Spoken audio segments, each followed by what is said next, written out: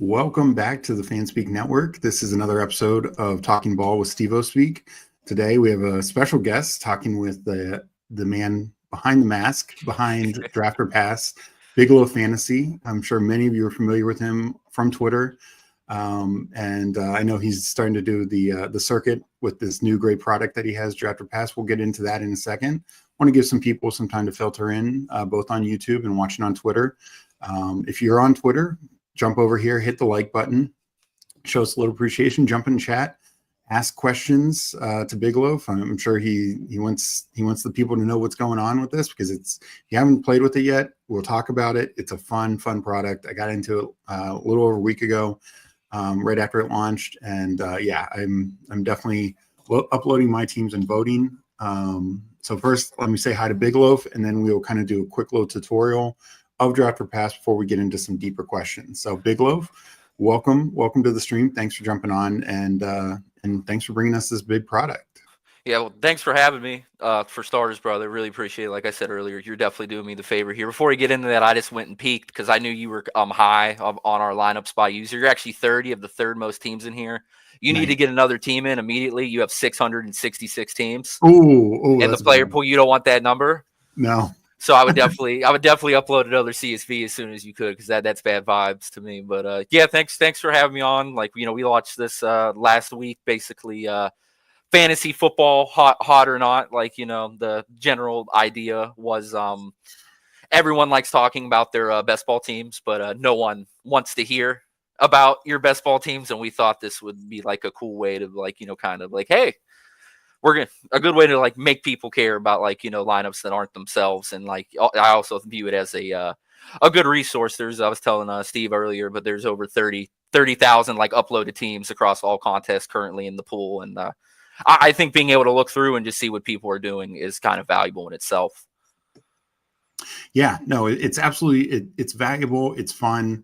We'll talk about like some of the additions you've made. Let me do a quick tutorial for those who haven't gotten the chance to play around with it. I'm sure you've seen it on Twitter. I know you've been on a couple streams already. I think Nick's stream, Huhaim's stream. I know you're going to be doing a bunch this week. So it's going to just be more and more out there. Everyone's going to be using it. Yeah, I promise I'll go back to tweeting fun spreadsheets and stuff soon, and not always be a company man. I've been meaning to get a tweet out. Like, how annoyed is everybody that this is all I'm talking about? How many weeks are you guys going to give me before you're tired of this? So I want to start working it back to some of the valuable content too. It's honestly a lot of fun. So here's the initial screen, the upload screen. I'm signed in, but so you create an account. It's free, totally create an account. It's free, easy. I think you can log in with Twitter as well. You type in your Underdog handle or Twitter handle. Or anonymous if you want. Like, maybe we should add that in there. Like, if you don't want people to know it's you technically don't have to.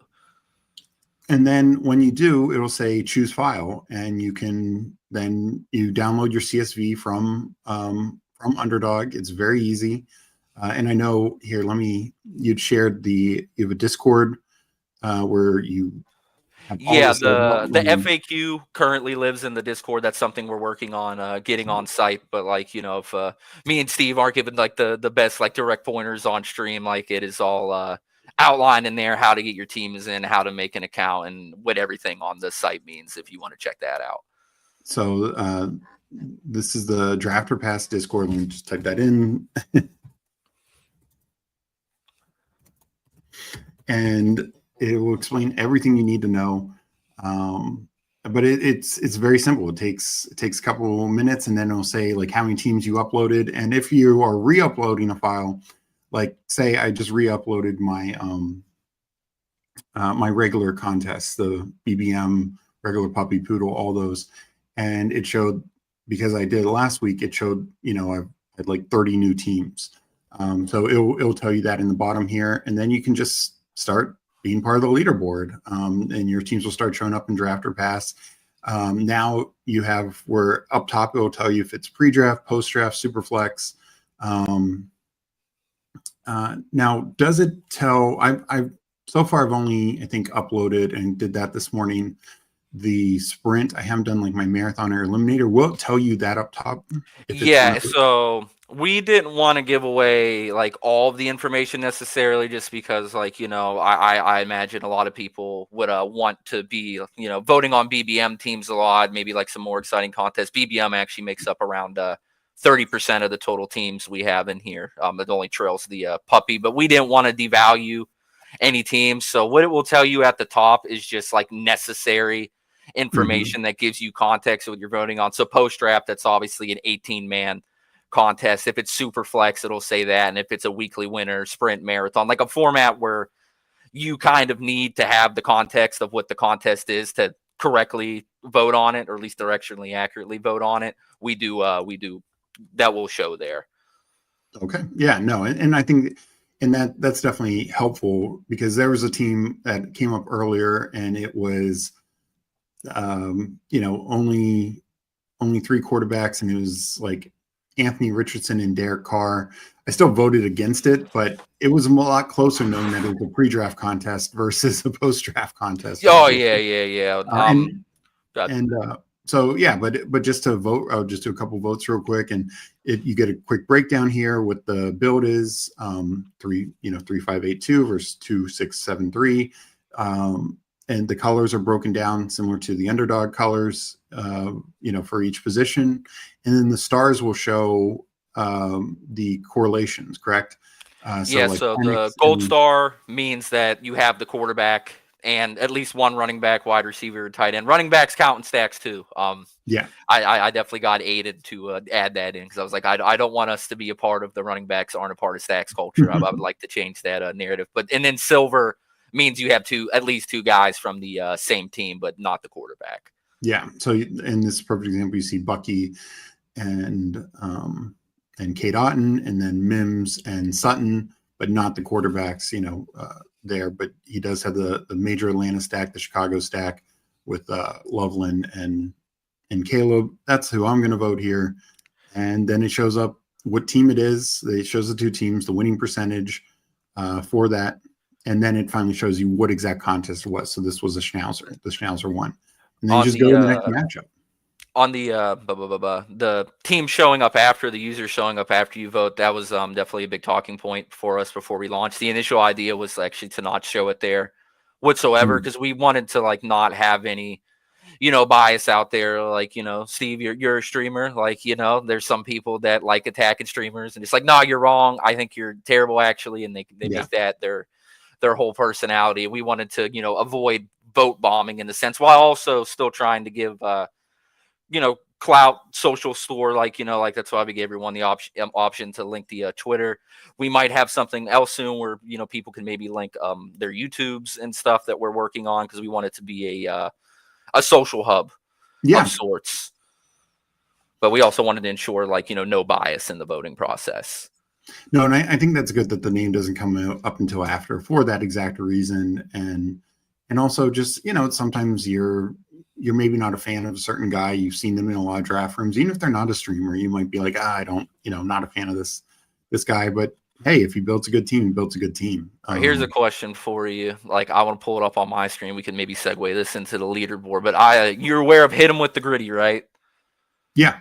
All right, Gritty, if you're listening to this somehow, love you, brother. You're a cool dude. He'll come into our chat sometimes. No, so I'm a big fan of. He is who he is, and he drafts his way, and he's had success with it. And whether people judge him on it or not, he has a theory and he goes by it. I've privately reached out to him. He was the guy I wanted in here the most. He was so kind, such a nice dude. Uploaded his teams, tweeted about it. But what I want you to do is, the timeline would have you to believe that, like, hey, all his teams are actually terrible. What I want you to do is guess what you think his win percentage is. How many head-to-heads, like what percent of his head-to-heads do you think he's won? I'll say 54%. 54%. Gritty, I love you. I love you enough to give you that high of a vote. It is, I want to say, oh, where'd he go? I think we actually might have too many users now where everyone doesn't display properly on the leaderboard, like, which is a great problem to have. But it's around 42%. I just bring that up to say, if I took an over/under like poll before he got in there, people would smash the under. Yeah, on that. No, for sure. So, like, taking away Gritty's name from the team, like, it's like how I disagree with some of the strategy, but just, the overall point being like them not knowing it's Gritty's team, I think does impact the votes like greatly. Oh, for sure, for sure. And no, and I think that's what's so great about it. And then to, like you said, segue, I've done a couple votes. Let me go over to the leaderboard, and this is where you can see, and you can sort, and there's a couple different breakdowns here. You can sort by team, you can sort by user, you can sort by tournaments, and in the by team, by all users. So you can find whomever you wish. Let me bring up myself and Steveospeak. So then this shows my different drafts and the win-loss rate. A lot of puppies are doing well. I just uploaded my Superflex today, so I'm sure I doubt I really have any votes on that, and literally about 30 minutes ago. And you want to sort it by losses? We can see what your least favorite team is. Okay. So and 7. Let's bring up this team that's gotten savaged. So let's look at it and let's break it down. So Jalen Hurts, Justin Herbert, Aaron Rodgers. So a typical build for me, 3-5-7-3. Saquon, Bucky, Jonathan Taylor. I'm sure that's why people hate it. 3 straight running backs in a row. Cam Scatteraboo, Austin Eckler. My receivers, Courtland Sutton, Stephon Diggs, Ricky Pearsall, Trey Harris, Hollywood Brown, Keenan Allen, MVS, Dallas Goedert, Isaiah Likely, Zach Ertz. So I have heavy Philly correlation, got Trey Harris with Justin Herbert, and then a team correlation with Ertz and Eckler, who also play Philly week 16. But yeah, so that build nobody seems to like. I honestly think that's a pretty good team. My only qualm with it, I'm high T, love RBs. Just like, or if I had to guess, like, my qualm, and then also maybe like the 7 people voted against it. That Hurts pick maybe could have been a wide receiver, just because like that room is a little thin for like those like week 15, 16, 17 pods, or like you need the ceiling out of those guys. Like it doesn't mean that room can't hit. Obviously, it is just like probably relative to like the average investment and draft capital at wide receiver, I would assume below that average. That doesn't mean it can't work either, but that would be my guess on people's qualms. No, I'm sure it was. And probably, this is probably a team where even if I did the core of the build, like taking out Isaiah Likely, adding another receiver in this mix here, like a Romeo Doubs or pulling up a Thielen or somebody like that would have probably made it feel a lot better. And no, I mean, do I think it's my best team of all time? No, of course not. But 0-7 when I'm probably going to dominate running back, quarterback, and be decent at tight end feels rough. But I know, and this is, people love the wide receivers on Underdog half-point PPR. Yeah, they do. Doesn't always make sense. And that's why, like the way I look at it, and we can talk about this more in a bit, but when I'm investing in these 3 guys, I'm winning the flex. Good luck. I don't care what receiver you have. Jamar Chase might not be able to outproduce Jonathan Taylor. Is kind of the reality of it. Like, unless you're like wide receiver 1 on the year, you're probably not beating RB5 in terms of like total points. So let's get to the chat and then we'll go back into it. I'll leave this team up so people can look at the how it's been savaged. But but no, let me catch up with the chat a little here first. We got Eddie in here. He's happy to be here. We got Mike Robb. We both have great hair today. So I appreciate that, Mike, since you're comparing me to the guy wearing a mask. I think your hair looks great for what it's worth, brother. Thank you. Tim definitely not liking my sign of the devil here. But he does like the tool, so that's good. We got that on real time. Quarterbacks matter. That is very true. Then we got Mike, only 30 new teams. Steve, you okay, man? Yeah, I mean, I last uploaded mid last week, so 666 teams is a lot. Like you could stop there, and I don't think there's anything wrong with that. And that's not even my marathon. I haven't uploaded any marathon weekly winners or eliminator yet. And then we got Nick in the chat. We got Whohams and Nick. You've been on both of their shows. And Nick saying win the flex, and that's my whole point. I'm winning the flex with the Jonathan Taylor pick. Nick, when I joined your stream, brother, and everyone was saying WTF, busy man. I don't get to watch a lot of the best ball content. I was so confused what was going on until I pieced it together. Like, oh, it's the name of the name of the show. That makes a lot of sense. Yeah, no, and I think I'm looking at some of these other, and these are big boards, little boards. These ones with bad rates are the ones where I go running back heavy early. Um, people just aren't a fan, and I get it. That draft how you want to draft, vote how you want to vote. You But pull like me, we'll look at my like worst team according to the community. Let's see, what am I getting? I bet it's a high T team that has Anthony Richardson. That would be what my money would be on. If you just type Big Loaf, I think fantasy. gotcha. Yeah, all right. All right, so let me go. No. So the most losses is German Shepherd, but it's only 33%. Well, Let's go to 1 in 10 team, the puppy. I this think that's puppy. the one. I knew Yeah, it have a Fields, rich. McCarthy, Anthony Richardson, James Cook, Chuba, Quinshon Judkins, Brian Robinson Jr., Devin Neal. Then you got Neighbors, AJ Brown, Chris Godwin, Rashard Bateman, Hollywood Brown, Tillman, Lazard, Amari Cooper, Trey McBride, and Juwan Johnson rounding it out. What's wrong with this team?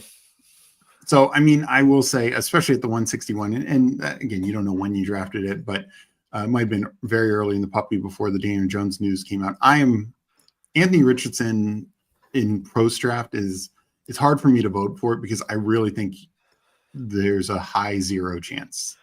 Now, I would refer to it as the Anthony Richardson news of his shoulder being involved, not the Daniel Jones. Daniel Jones got the bump from default because A-Rich got hurt. I'm not going to argue against, like, hey, I wish, like, I'd rather just take him at 200. I'd like 35% up in this point. Yeah. So now I'm just I'm chilling out like a little bit there. But, I mean, he finished as a top 5 fantasy quarterback, very small sample, or in like 35% of his total starts. So when he gets out there, he's a fantasy monster. It just might not look great. I stand by that thesis. I am just kind of waiting now to be like, hey, he's not going to have season-ending shoulder surgery, right? Like, I just don't see any reason to add to my bags at the moment. But as soon as I get some sort of confirmation of health, even if they announce Daniel Jones as the starter, I will absolutely be back in. And you mentioned uploading your, I think, marathon weekly winners. Forever that's worth to everybody in here. I don't think we did a good job of explaining to everybody like what you could upload in multiple uploads and stuff like that. So our weekly winner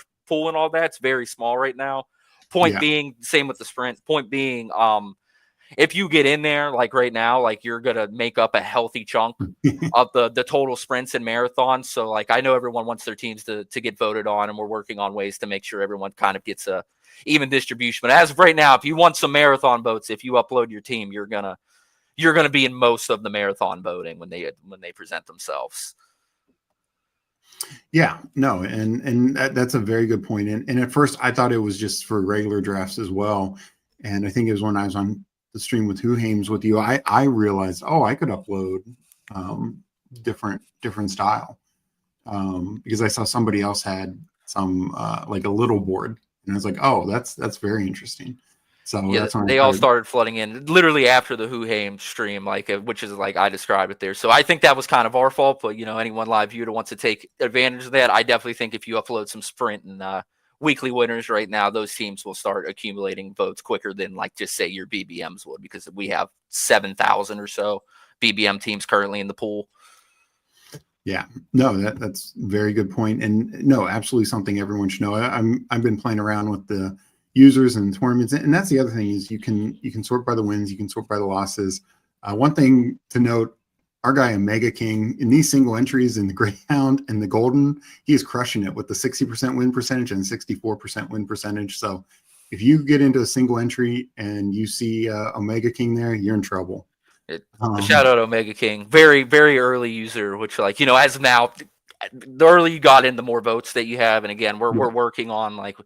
If you would have told me we had as much usage as we do 3 months down the line that we have today, I would have been ecstatic about it. So we, thankfully have a good problem of like this blew up quicker than we thought it would. But we're also, with that being the case, trying to balance things out. So like, the guy on the leaderboard isn't to do with the most votes. We're working on a weighted ranking system, kind of like a Ken Palm of like the head-to-head matchups. So like, if you're beating up on bad teams relative to what their votes are, the weighted ranking will have that. But that way it starts feeling like a true leaderboard rather than just like, displaying the raw results. Speaking of leaderboard, if you could hit the little icon in the top right, we could show them the user profiles. The user profile, yeah, and then we do some questions from the chat. So my profile, name Steveospeak, achievements coming soon, and then your friends, your foes. So Stevie Bear and I are really good friends. I'm apparently a good friend of myself. A lot of people are, for what it's worth. But I think that makes sense. You obviously like your kind of builds. Sure, there have been twice, and actually, I literally think the first 2 times I came up, I voted against myself. So I think I'm 7-0 since then. But so I mean, it obviously makes sense that you're going to vote for. You're more likely to vote for yourself. For But whatever sometimes it's worth, you'll see a we good may team. not include the your votes for your own teams in the weighted ranking. That's something we're currently discussing. Okay. But people want to vote on their own teams. Like so far it hasn't been an issue of someone like Die Bomb targeting theirs and like only voting for them. It's part of the reason we don't have like a skip button, so you can't just go head hunting for your team. Yeah. So we might take it out of the weighted ranking, but like we have no plans of getting rid of that. Like I think it's cool that you're 7-2, and like the fact that you have to vote against yourself twice, I think is cool. No, and like I said, I mean, I can tell it's a team that I like, and is it a team that is probably mine?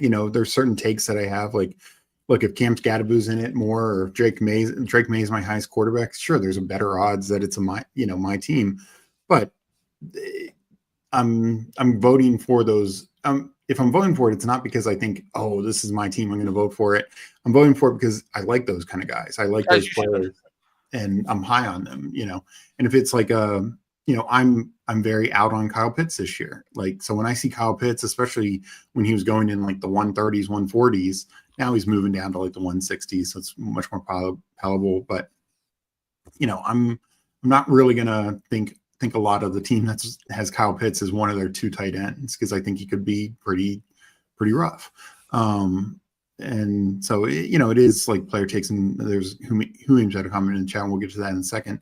But just to show the rest of this profile, and there were some questions in the chat I want to get to. But yeah, it shows like what your uploads are, and then you can sort by the votes. So we did that on the other screen, but just seeing this, all these puppies and best ball manias. And if you click view votes, you could see who voted for and against on like individual teams as well. An idea like here is just like we want it to be like a social app. That's why we encourage you to put your Twitter on there. Like we want people to find you. Like if you're trying to build an audience, hopefully people could discover you from this. But a lot of like what this is built out in the mind of it being like a social best ball app, basically best ball social media in a way, obviously without posts and stuff like that, but just trying to connect the user base. Like, what I mean? Like you want to talk ball with people, like there's currently 193 potential people like in the pool that like, you could go check out what they're doing, see if they're doing on Twitter.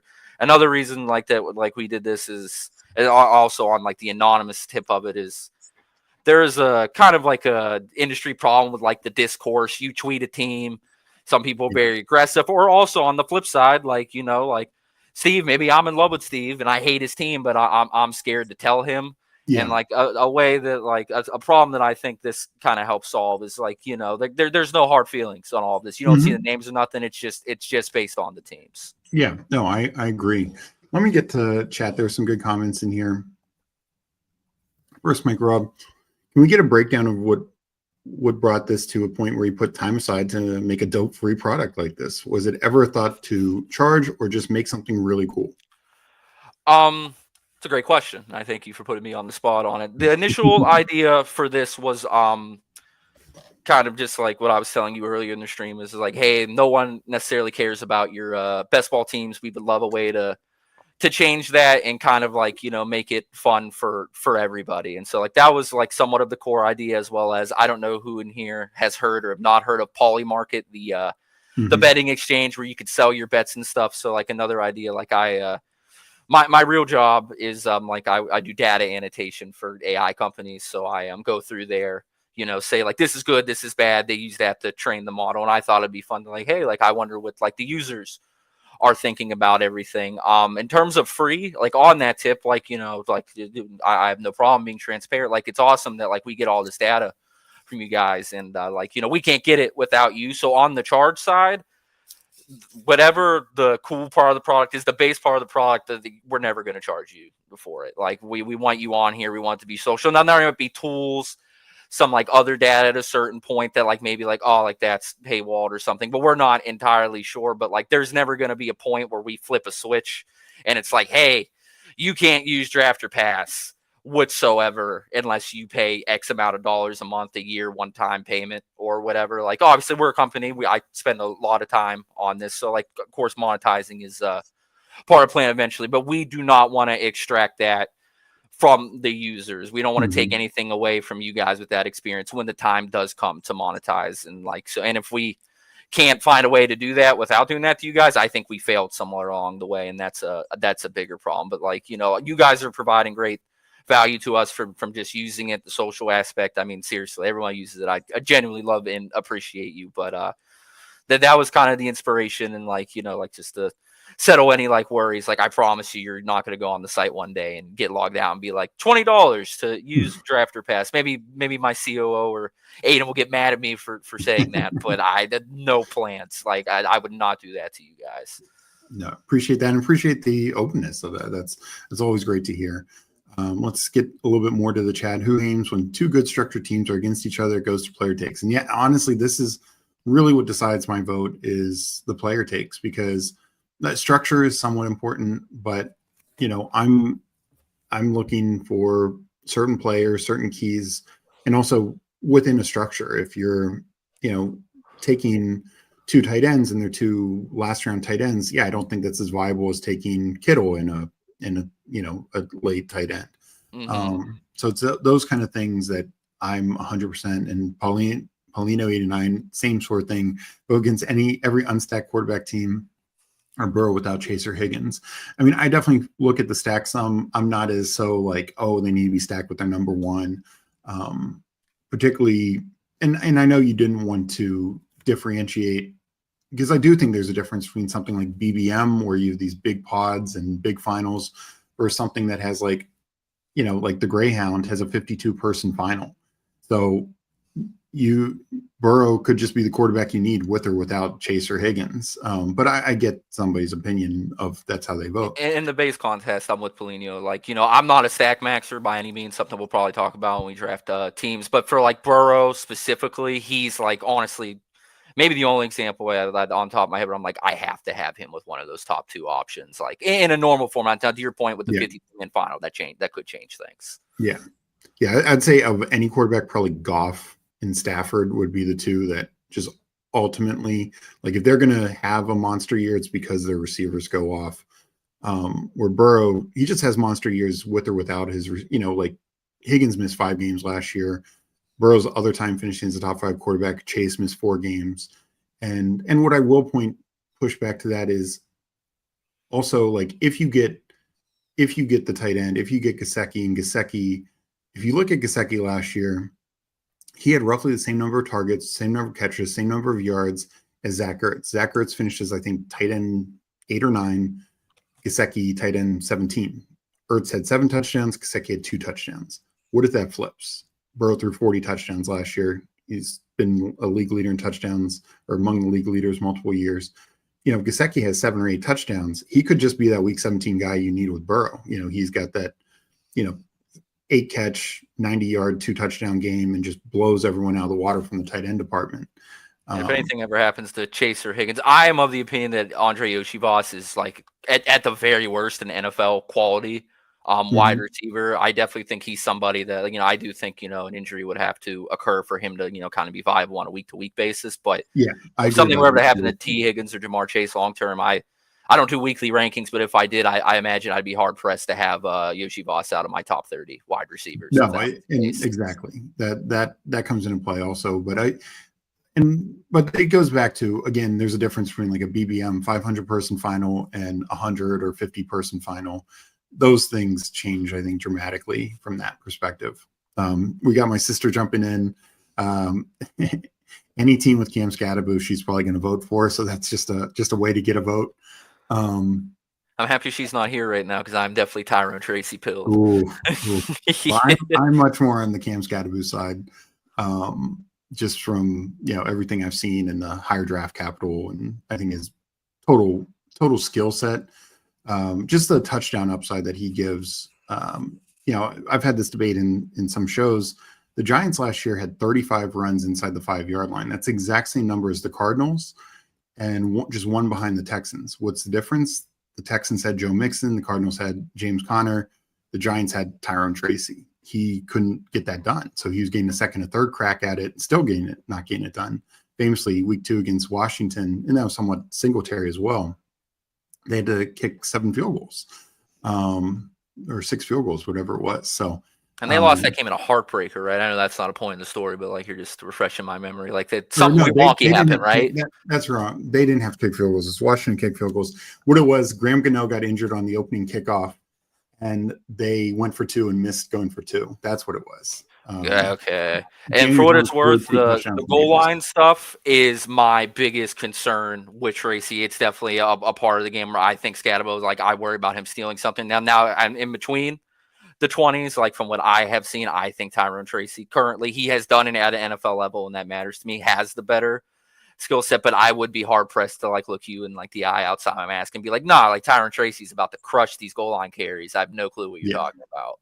And this is the difference between something like Underdog versus a drafters or DraftKings full PPR, where Tracy might just do better in those types of formats because it's not as touchdown dependent. Who Hames in here, I'd be likely more okay with certain players than versus BBM. Yeah, that's the other thing, but I get why you don't want people to just like see that a Schnauzer is coming up and skip it, or a Chihuahua and not paying any attention. So I get why you have it as it is. But back to what Haynes said before, if you pull that, I think the actual contest for that, like noted for sure, as I've said like a few times and try to say in the Discord and like reiterate, like, we are always listening to the feedback. I cannot promise that we're going to do the thing you suggest, but what I can promise is like we are going to hear it. It will be talked about and like how that would work out. Now, this is minor, just a little name tweak thing, but like anything, we are the Discord link somewhere in there. You don't have to pull it back up. It's okay. But like we're very open to feedback. Like, you're never going to bother us. We have a feedback channel in the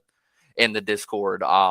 We're building this out for you guys. Without you guys, like, this product's basically worthless. So we obviously want to hear what the community is saying, and try to build it as much, like cater it, everything we do towards them as much as we possibly can. And one thing I wanted to point out, like this is a post draft one. I'm going to do another vote here, and this one's a little closer, but there's that Kyle Pitts, and honestly, this is what it boils down to. Jonnu, not just so much that gained him too high, but it's Pitts, Schultz. These are very questionable tight ends. I think. There's edges on each side, but I'm going to vote for this team. I'm with you on the left. I'm with you on the left squad. And what I like is it's the same contest. It's not like we're judging a puppy versus a BBM or even a puppy versus Schnauzer. And to Julian's point, yes, like we're making the vote without knowing the context. Like here, obviously this was original puppy, so it makes sense. John was at 115.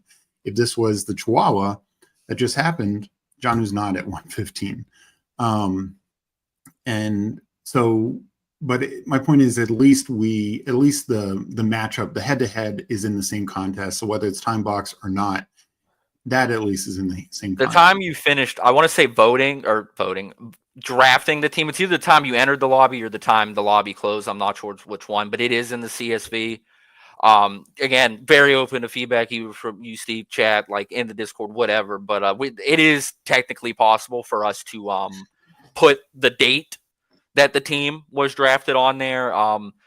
If that's something we started to hear a lot of, we'd definitely be open to adding it. We just want to we don't want to spoil anything, obviously, but the context, as much context as we could give you without kind of not letting you cheat, because what is there to cheat? But not know everything ahead of time, but give you as much context as you need ahead of time. No, that team on the left's 8-2.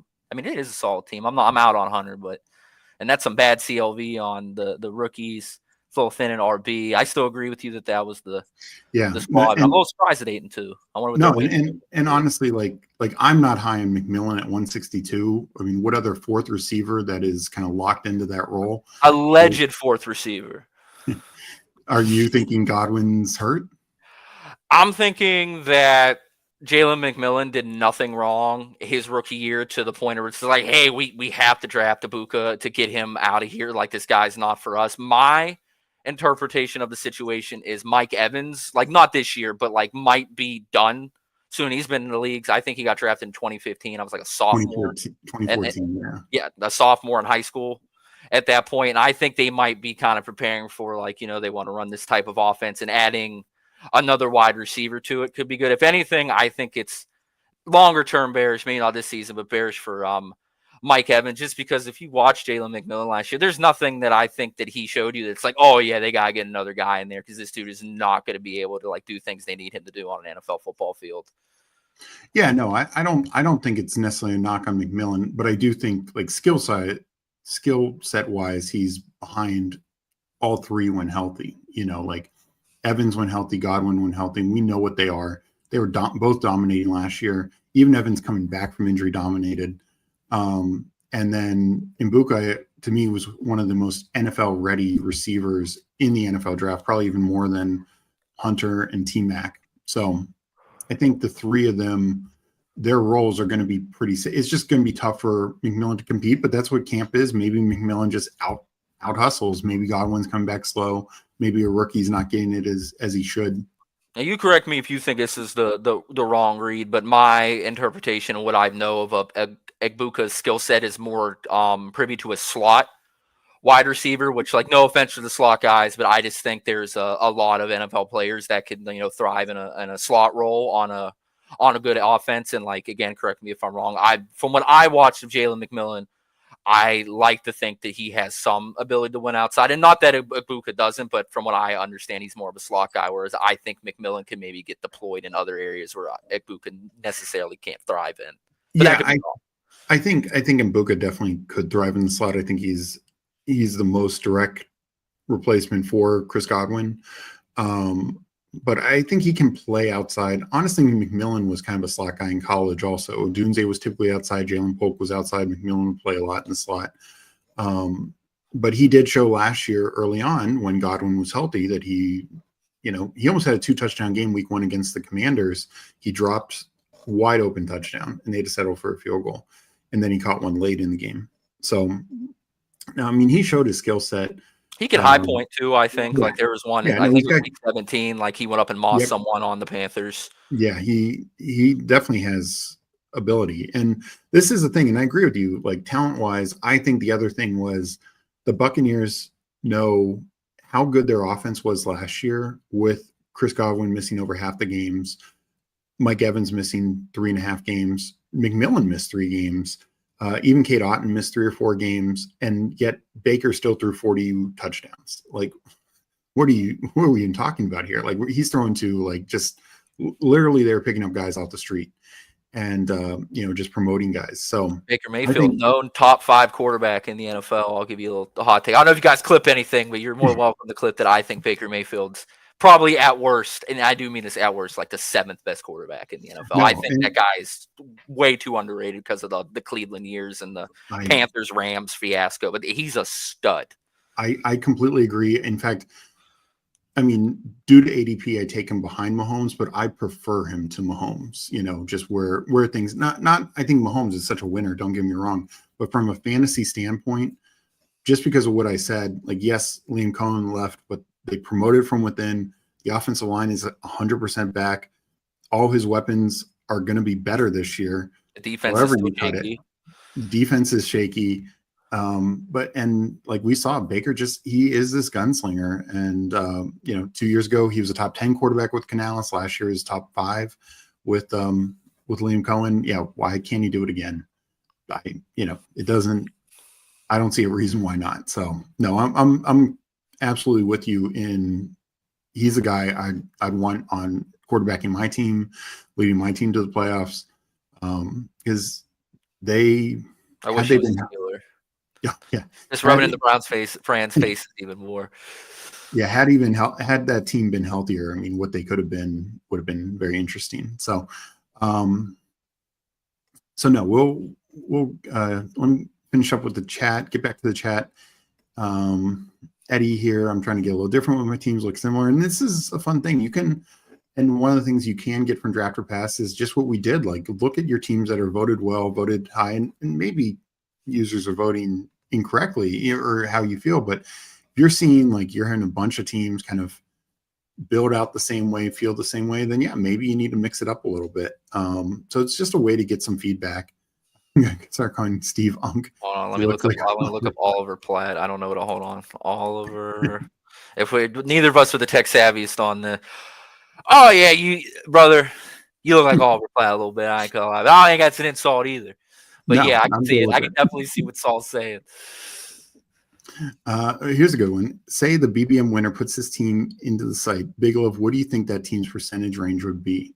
Oh, it's not going to be the highest voted team. I'll bet you any amount. No, my guess is the number one overall team, whatever the weighted ranking we do overall, whatever, it's going to finish like seventh in its pod. And that's not to say like none of this data is like valuable, but I wouldn't even be offended. Like personally, like I have like a 2% win rate through maybe like 700, 800 votes on my teams. I almost wish I had like a 45, 44, just because I think if, assuming your teams aren't bad, I have faith in everyone. You listen to Steve, Megan, your teams aren't bad.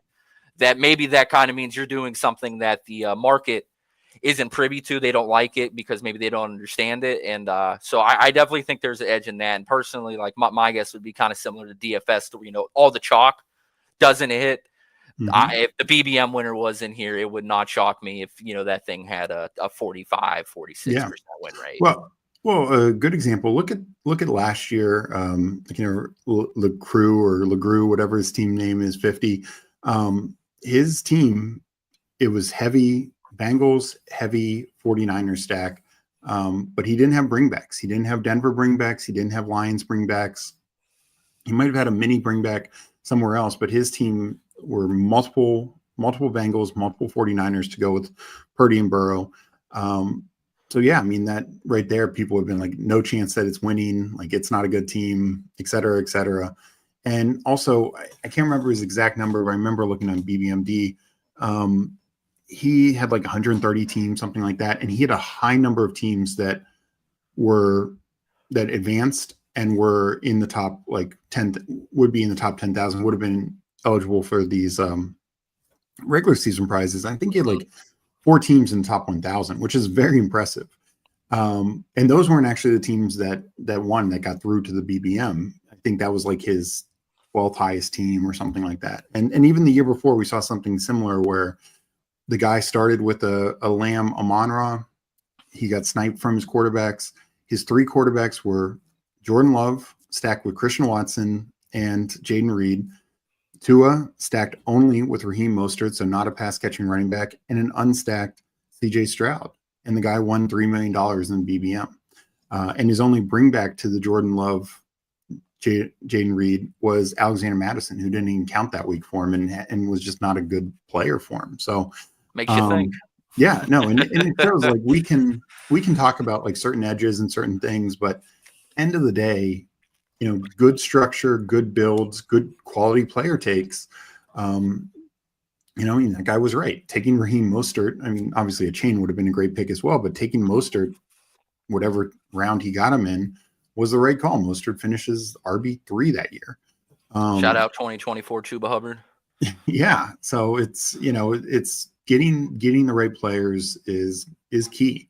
But it's a great question. Like, people would not vote for it highly, but at the same time, yeah, you don't want to be 0-7 like my one team is or whatnot.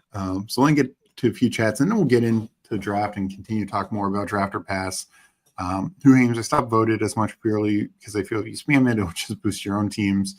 You get 5% when you go through 100 voting cycles. 5 of your teams should show up as long as the formula, like there might be like some, like, maybe you hit 6 or 7 depending on like the contest you have. Maybe it's like 3 or 4 if you don't show up a lot in the voting pool, but you should show up 5% of the time. Who Hames, I would not stop voting. Now, if you like all your teams, that's a different story. And if you're like actively targeting them, but what I will say is like the weighted ranking will probably not have your own team's votes included in it. And like, you're supposed to see your team 5% of the time. So I wouldn't, I appreciate you being like, hey, like, I don't want to juice my own numbers, but like, I wouldn't let that scare you off of voting. Well, and also I was going to say, as more and more people add to it, it's just going to be harder and harder to come up to your own teams. I'd imagine, like right now, like you told me earlier, how many teams have been uploaded. 2 weeks from now, 3 weeks from now, that number is just going to be so much higher that I just doubt. I think it's good to sometimes see your own teams come up, and it's good to know that you have a formula back there. But I just think in general that's going to happen less and less. What we are working on, I want to speed through because I know you want to do a draft, and I don't want to make your whole stream my thing. But on just what was my point with that? I hate it. I hate it when I do this. Hold on, Steve. You cut me off in 10 seconds if I don't bring it back in my brain. We were talking about not voting as much. Oh, we are like I said earlier, we were not prepared in the best way possible for the support immediately. So another thing we're kind of working on is maybe everyone that's uploaded probably has a team like at least in the last week that doesn't have a vote on it, and there's no true way to fix that without just more voting volume. But we also know that we think we know that everyone wants their team to get votes, obviously, and the way it kind of works now is the more teams you have in there, the more likely you already appear. And that will somewhat always be the case, but we're kind of working on hey, can we guarantee a user gets a vote on their team through X amount of votes based on X, Y, and Z? So that's definitely something we're thinking of. Gotcha. No, that's good to know. And I will say, and I know right around when you're on Whoheim stream, that's when some of these newer updates like the profile and being able to sort by different contests and things like that, that's when those started to pop up. You've been so good responding to user feedback, just getting more and more things out there, just to make it much more user friendly, and not just from ease of use, but what people want. I think that's really great. So I've been appreciating just seeing that from the sidelines. And it's great to hear you guys keep looking at ways to improve and to build and to respond to users' needs and concerns. So like I said before, I'll say 1,000 more times, you guys, this is nothing without y'all. So we have you guys front of mind and want to build it out for you guys. Also, thanks Eddie for no name, no face, just a big loaf. That's a fair read. So Saints to Death here. Damn, I only have thanks for joining the chat. Saints to Death. Damn, I only have 644 drafts uploaded. I thought I was the biggest sicko. You are the biggest sicko. For what it's worth, we will eventually probably display this, but in the background, we we do have votes by users, so we know who's voting on what and all that fun jazz. A lot of people are logged out and don't realize it's sometimes something that we're hoping the user profile will fix, and it has, because we've definitely noticed the anonymous voting profile, which it just means you're not logged in and you're voting. Yeah. Currently has 20,000 votes, which is about 40% of our total votes right now. Saints to Death, however, is coming in at second place with a good old, hope you don't mind this, brother. I actually talked to him before the show because I want to pick his mind, has over 5,000 votes. So almost 10% of the votes in the pool are actually Saints to Death. And on that user profile thing, there's an achievement. I will spoil this now. We're going to come up with achievements and trophies. Very hard to obtain. We're not going to make you do it or anything, but we want them to be unique. And there will probably be some sort of I voted X amount of times trophy. It will absolutely be named after you, Saints to Death. I'll talk to you, whatever the hell you want to name it, but it's absolutely going to be named after you. Well, the Saints to Death is also one of my my fun nemesis enemies, we'll just say. We were in the big board together, finals, and on the final play of the game, final big play of the game, Jamar Gibbs touchdown, he passed me from fourth place to third place, to take third place in that. I got fourth place in the contest. So we were going back and forth in that game. So we've had good banter about that. And so no, we're talking about getting right back in there. And we've talked offline about, we each I think voted for each other in pre-draft stuff against each other's teams. So we're hoping to run it back with final showings again. Oh, he's voted for and against everybody at this point. Let's say that's the real one. Thank you so much for I can't wait to talk to you, brother. I'm excited. Eddie here. I may load a few teams for not all my drafts. I wanted some ideas for myself, me and the 11 others that drafted. And I mean, I get that some people maybe don't want to show everything. Aren't there some ways they can exclude certain things if they want? Now, on our side of things, we currently have nothing for that. Like, so whatever you Mhm. upload, we get. But on technicality, like, I don't know how tech savvy everybody is. You do get that big old CSV, and they all have unique draft team IDs on there. You could theoretically go through Okay. and delete, like, hey, I don't want this in my CSV. I don't want this in my CSV. So you could potentially do that if you're not tech savvy. I wouldn't necessarily recommend trying, and forever it's worth to you, Eddie. You can upload anonymously too. There's a lot of teams in here. There's currently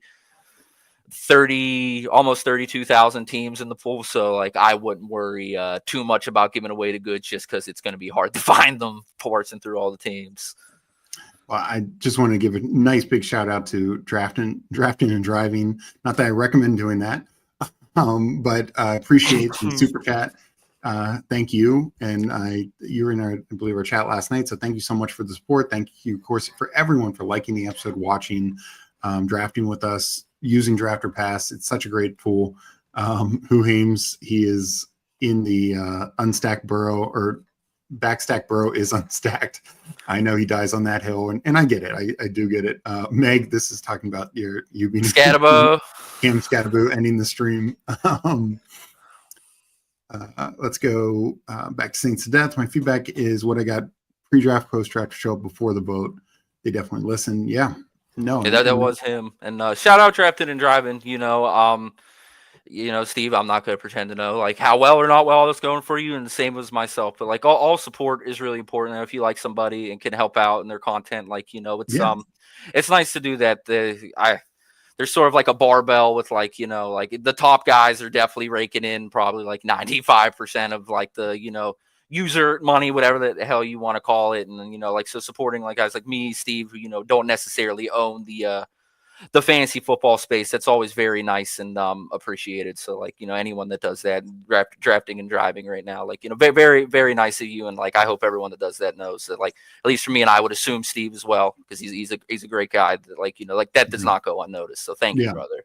Absolutely. And yeah, 100%. And things, even little things like following on Twitter, promoting, liking, retweeting on Twitter, liking shows like this, commenting, not just in the live chat, but after chat, helps with the YouTube algorithm. So there's just so many ways that we appreciate all the help and support that we get. And I know BigLoaf's the exact same way. And, he's starting this with his other, the other guys that he's with.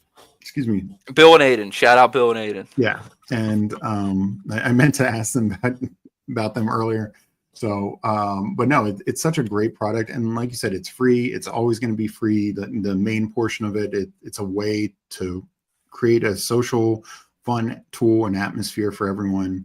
And so absolutely thank you. And thank you for saying what you did, because it as you know, it can be tough to, like you said, not being at the top, but doing this grind, but it's a lot of fun. I enjoy talking ball. I did a 3-hour show last night, did 3 different drafts, and just had so much fun talking to chat, talking about different player takes. And even when you and I are in disagreement about like a Scattaboo or an Anthony Richardson or something, we get to talk about, we get to present different sides to it. And, this is not a court of law or anything like that, but we get to have our voice heard, and we appreciate the chat doing the same as well. So we got another super chat here. Fancy Dog, appreciate you. Appreciate this top shelf analysis. Thank you, Fancy Dog, so much. And same thing. Thank you for all the feedback, the support. It helps us so much to know what people want, how to help people, how to get our, get our information out about these different tools that are out there, products that are out there, and just honestly, just talking best ball. This is such a growing sport, growing niche of fantasy football. And, I think it's just going to keep growing to the moon. So and also really for what it's worth, on like you mentioned like the comments, likes, like things that aren't necessarily like an actual like monetary exchange. Like they have monetary value. You comment on a BigLoaf Twitter post, and you're not giving me money necessarily, but like that absolutely has value. Like you're standing on social media, YouTube, Twitter, whatever the engagement you give, like like that, it is valuable to anyone like trying to grow an audience. So like, if like you'd rather like have 5 was like, hey, I want to do a puppy, but like I also want to support Steve, like, commenting for what it's worth. Like I'm real big on the Twitter algorithm side. Yeah. And Steve, you have any questions there? I know this is like kind of a side tangent, but like always happy to help. But comments go a long way on that. Actually, even more so than retweets and likes do. Like comments go a long way. So there's so many ways to support, and like, you're capable of like helping people without giving anyone any money way more than you realize. And like, like I appreciate everyone that, helps me and Steve out. And like, I hope everyone here is aware of the value they bring to the table, because no matter who's doing what, big audience, small audience, we're nothing without like support from people. So yeah, 100%. And draft and driving contract year for Evans. And yeah, I think this, to your point, like long-term, and I'm with you, like if we're talking dynasty, I'm stashing McMillan 100%, because there's just so many outs for him to be successful long-term. Fantasy Dog 21st, like, appreciate shouting that out, reminding the people to like this episode. And then back to the Bucks, especially week 17 against Miami. That I love the Bucks playoff schedule. So no, I'm drafting a lot of Bucks. Steve's good looking slug just like you Ames. Mike Rob, well, Steve is in every draft out there. It's hard to build great teams with him in those rooms building monsters. Appreciate that, Mike. But as you can see, apparently some of my drafts were not highly rated, so it's all good. And that's the thing. Like we all have our player takes, we all have our team takes, what we value the most. And no, I knew it was a compliment, Saul, about the. He's a great actor, by the way. I like that guy. I like Oliver Platt and everything he's in. Yeah, he's in The Bear, right? Anyone watch The Bear? I know. I'm getting excited. Bear's good though. Nothing happens 80% of the damn show. That's my only complaint. Anyone watches The Bear in here? Me to death. I talked to Logan a few weeks ago. He said he drafted a bunch of Burrow stacks because he's a Bengals fan and won $2 million. The guy last year. Yeah, he had a ton of Bengals stacks. And I didn't know that was his name, Logan, the guy who's the BBM winner last year. And most of his teams were that I didn't go through all of them, but a lot of Bengals and 49ers stacks. And that was just the one that came together to win him the top prize last year. Fantasy Dog here. Just wondering, is BigLoaf a descendant of the unknown comic? Striking resemblance. Unknown comic. Hold on. Let me Google. Who am I looking at? That's somebody else who wore a mask. It's to do with a paper bag. What was the question again? I'm on the other. Are you a descendant of him? I don't know. I give like quick story behind the mask. Came up with BigLoaf.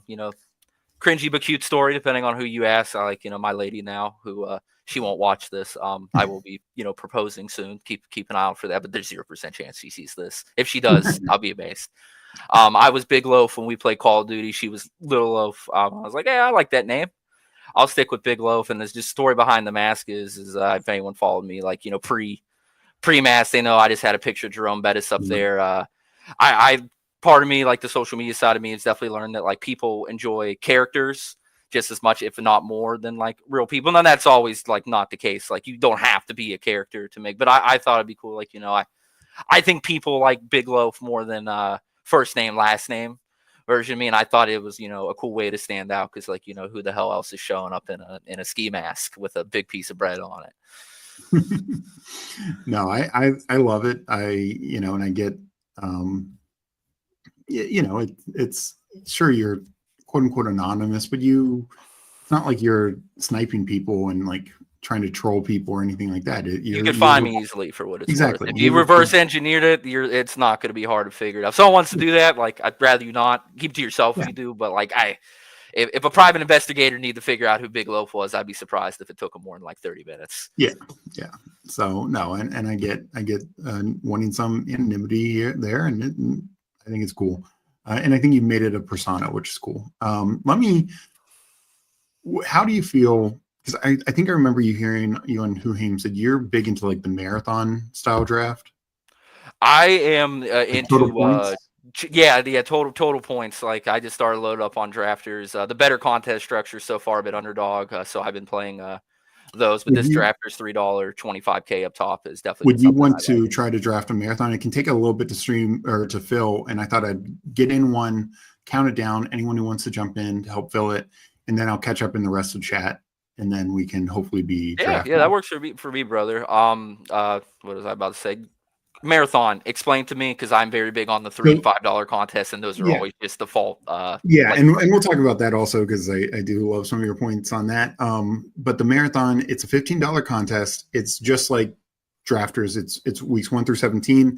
It is only 18 players. It's of course half point PPR, 100K to first, and 16% of the people make their money, but you get double. So min prize is $30 on a $15 entry. So it's a little bit more balanced, and there's only 75,000 entries, but it's just like drafters, weeks 1 through 17, all weighted the same.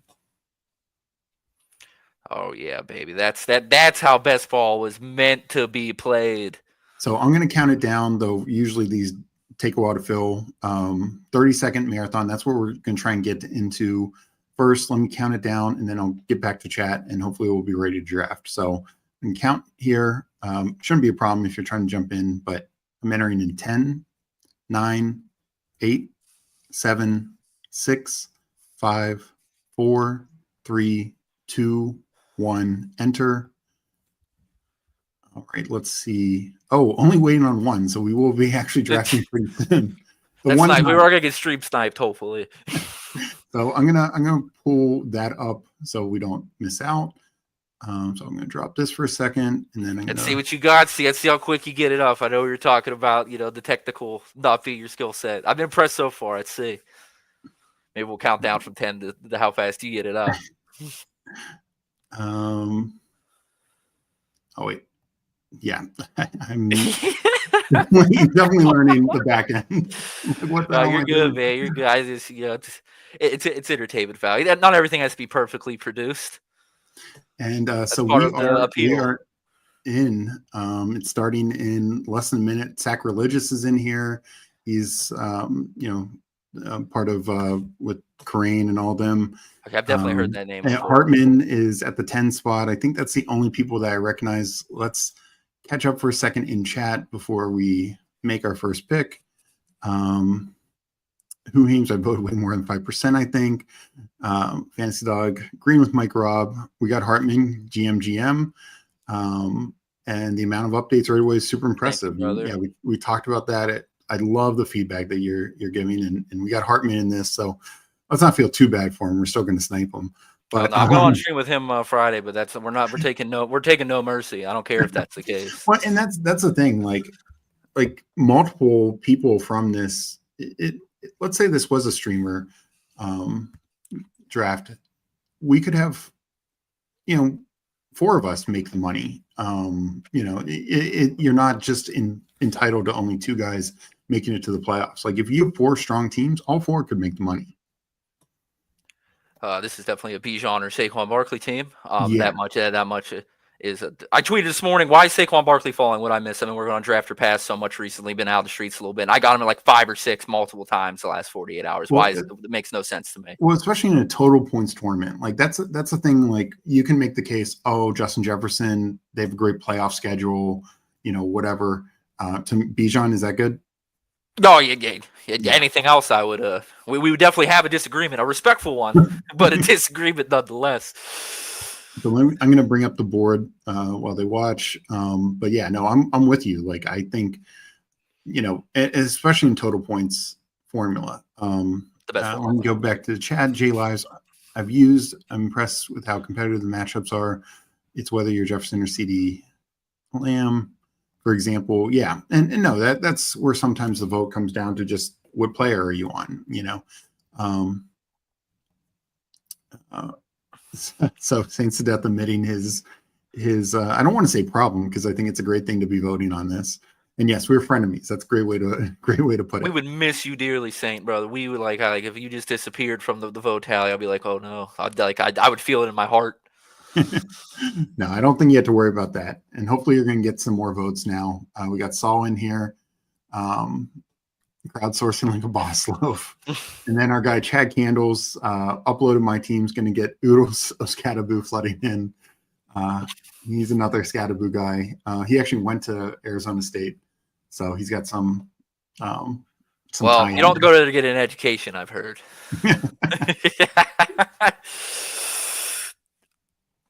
Draft or pass and treadmill to get your numbers up.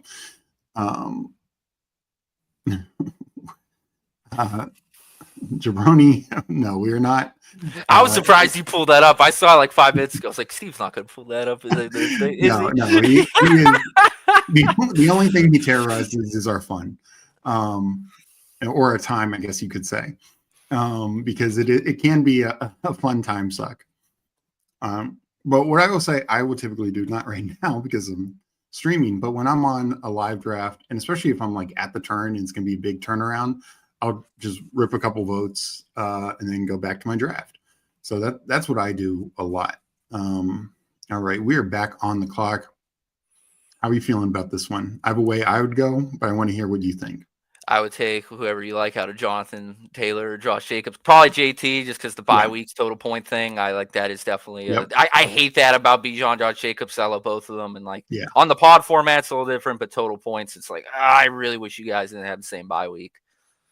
And the thing with Jonathan Taylor, and I know maybe you have a little different take on this since you're a little bit more pro Anthony Richardson, but out of anyone, for however much Daniel Jones plays, I think Jonathan Taylor is the biggest beneficiary, because the two things that Richardson did very well, which got him those fantasy points, were the 70-yard touchdowns or the goal, the red zone runs.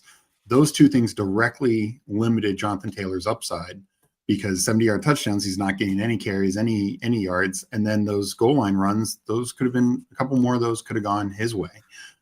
So I think we agree that Daniel Jones is bad at football, though. 100%. The discourse between him and that is just like, all right, look, you don't have to like A-Rich, but like I'm not to you, but just like everyone's gassing up DJ. It's like, since when do people like Daniel Jones? Like, you could hate Anthony Richardson, that's fine, but the rationale should not be because Daniel Jones is actually goated. No, and it's not that, and it's like, it's I think Daniel Jones is one of the worst starting quarterbacks, but I do think in terms of like the fantasy production of everyone else around him, and we are up in a pick. I almost missed it. We got an interesting one here. I almost want Lamar to go away so we don't have to think about it.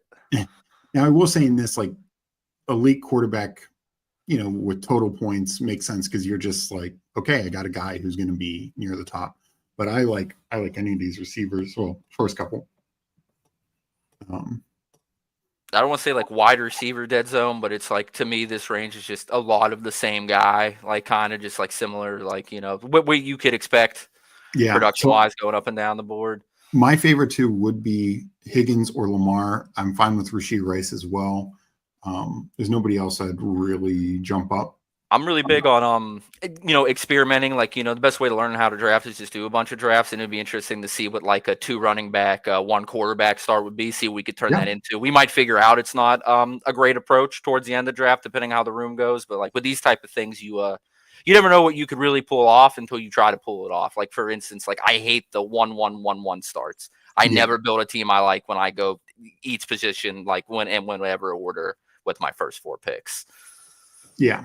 No, I actually am particularly, obviously I'm drafting into volume. I like doing different starts. I like doing different builds. Like I'm a bigger believer on running back points and valuing that.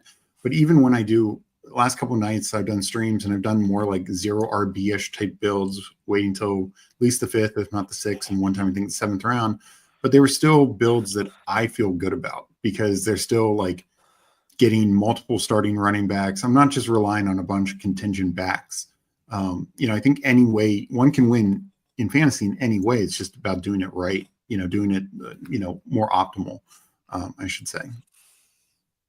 This wide receiver run we're going on, scary a little bit. We're definitely going to have to play some catch up there, which is fine. That range in that 40 to 50. Like, I mean, I wish we were taking Chuba Hubbard, but this team's definitely not going to be calling for that. Let me hit a couple comments real quick. I'm a great commentator. Eddie asked your take on Evans. I'll summarize it real quick if you don't mind, just since we're coming up on a draft.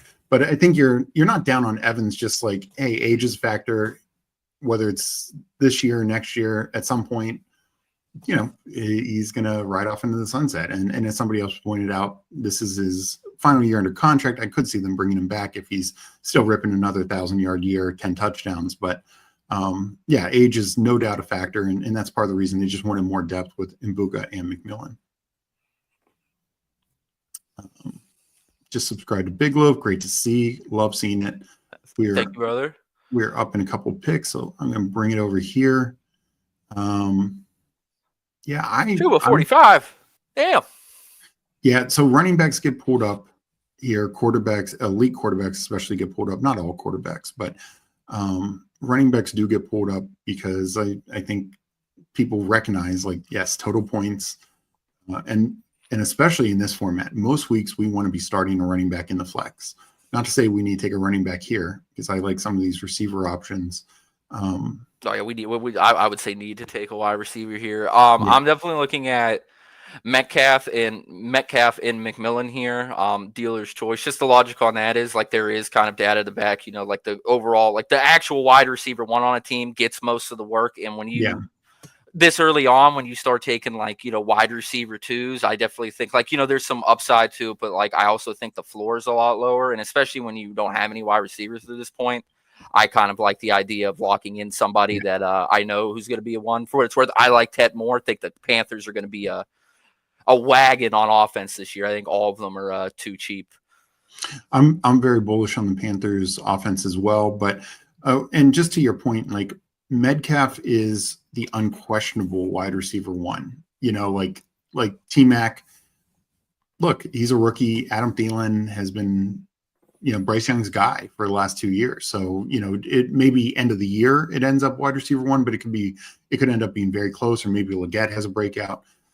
Like, we're talking Metcalf versus Roman Wilson and Calvin Austin. So I feel pretty confident that we got the wide receiver one there. I'm hoping JMO's there, because I'm very, very, like, on that wide receiver two thing, very low on Devonta Smith. I think something's going to have to happen to AJ for him to pay off. He could be the guy you need week 15, 16 to 17. Absolutely. He has a great weekly ceiling, but his weekly floor and just weekly, like, potential volume is, like, way too low to me to be in the 52 range. I think he's probably like my 68th to 70th overall player. Yeah, I was kind of hoping just to potentially get another wide receiver one, like Courtland Sutton coming back, because I think Denver's offense could really take off in year two with Bo Nix. But no, I love JMO. I think this is we got two elite running backs, elite quarterback, two very good wide receivers who could be, top 20, if not a top 15 guy.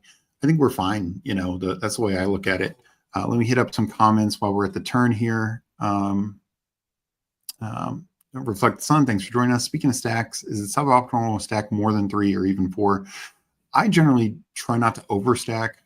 Again, I do think tournament matters in that, but I try not to overstack. And I like stacking more, like, different positions. Like, if I have a quarterback, a running back, wide receiver, tight end, I like that more than a quarterback and 3 wide receivers.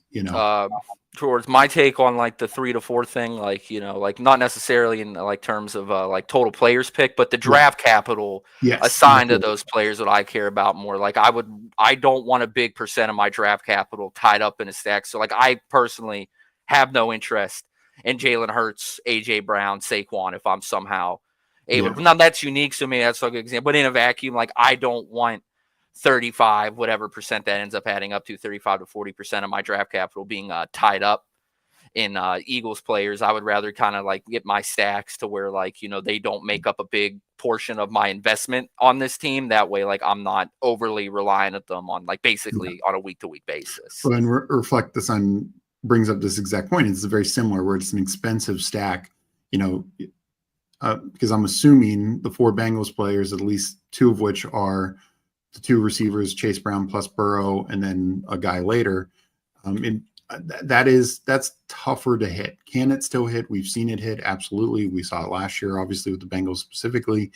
But I agree, like, total capital. And that's also why I like the different positions, because a guy, you can get the wide receiver one, like, let's say with the Lions, I mean, they're expensive, but if we end up with, like, Laporta, here. Well, I'm not actually advocating that, but We're in I feel agreement there, better though. about that than hitting ASB and JMO a little bit. I lock in.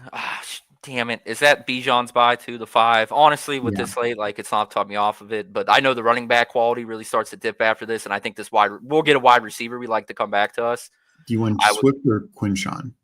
Swift, I have as like my 38th overall guy for what it's worth, but Quinshon's probably closer to 70. But like, you have 666 teams All right, uploaded right now. If you we'll want go some Swift. diversity, that We'll doesn't go bother me. we'll go Swift, and we'll have 5 total backs, and I think because the 2 of the same buy, like we'll probably try and get another guy who we feel has some usability, like not just like 2 total late round dart throws. Tank Bigsby, I think, is going to get some workload. Sorry, all the Tootin' truthers. I've learned this on the streams I've gone on. Like that's not as well received as a take as I thought it would be. But like I don't even think it's a hot take. Tootin's probably clearly the RB3 on that offense. Yeah, no, I kind of think I think Tootin's 2 or 3, kind of him and Bigsby. I think ETN probably ends up the 1 just because what worries me about Bigsby is he has no pass game involvement, like 0, like potentially maybe with any running back in the league. Apparently he was good in college. I heard that somewhere. Don't ask me where I heard that, but like it could be a lie. But I heard he actually had a very good like receiving back profile in college. Yeah, I'm trying to remember. I don't specifically remember him being good or not. I have a give us Chris Godwin. Well, if you like him, Chris Godwin. I actually like Ricky Pearsall here. I'm salty out last year when I tried to sell people Juwan Jennings over him, so like I have a sour taste of him out there. But Ricky, like that's just bias. Like Ricky's probably like close to fairly priced. So I have no qualms there if that's where you want to go. But I'm definitely Godwin in this range for whatever. I'll go there. The one like, and this is the thing. Not that I'm necessarily totally out on Godwin at this ADP, but I think Godwin should be a little lower if we believe he's going to have a slow start because every week matters the same, right? And where Ricky Pearsall is the opposite.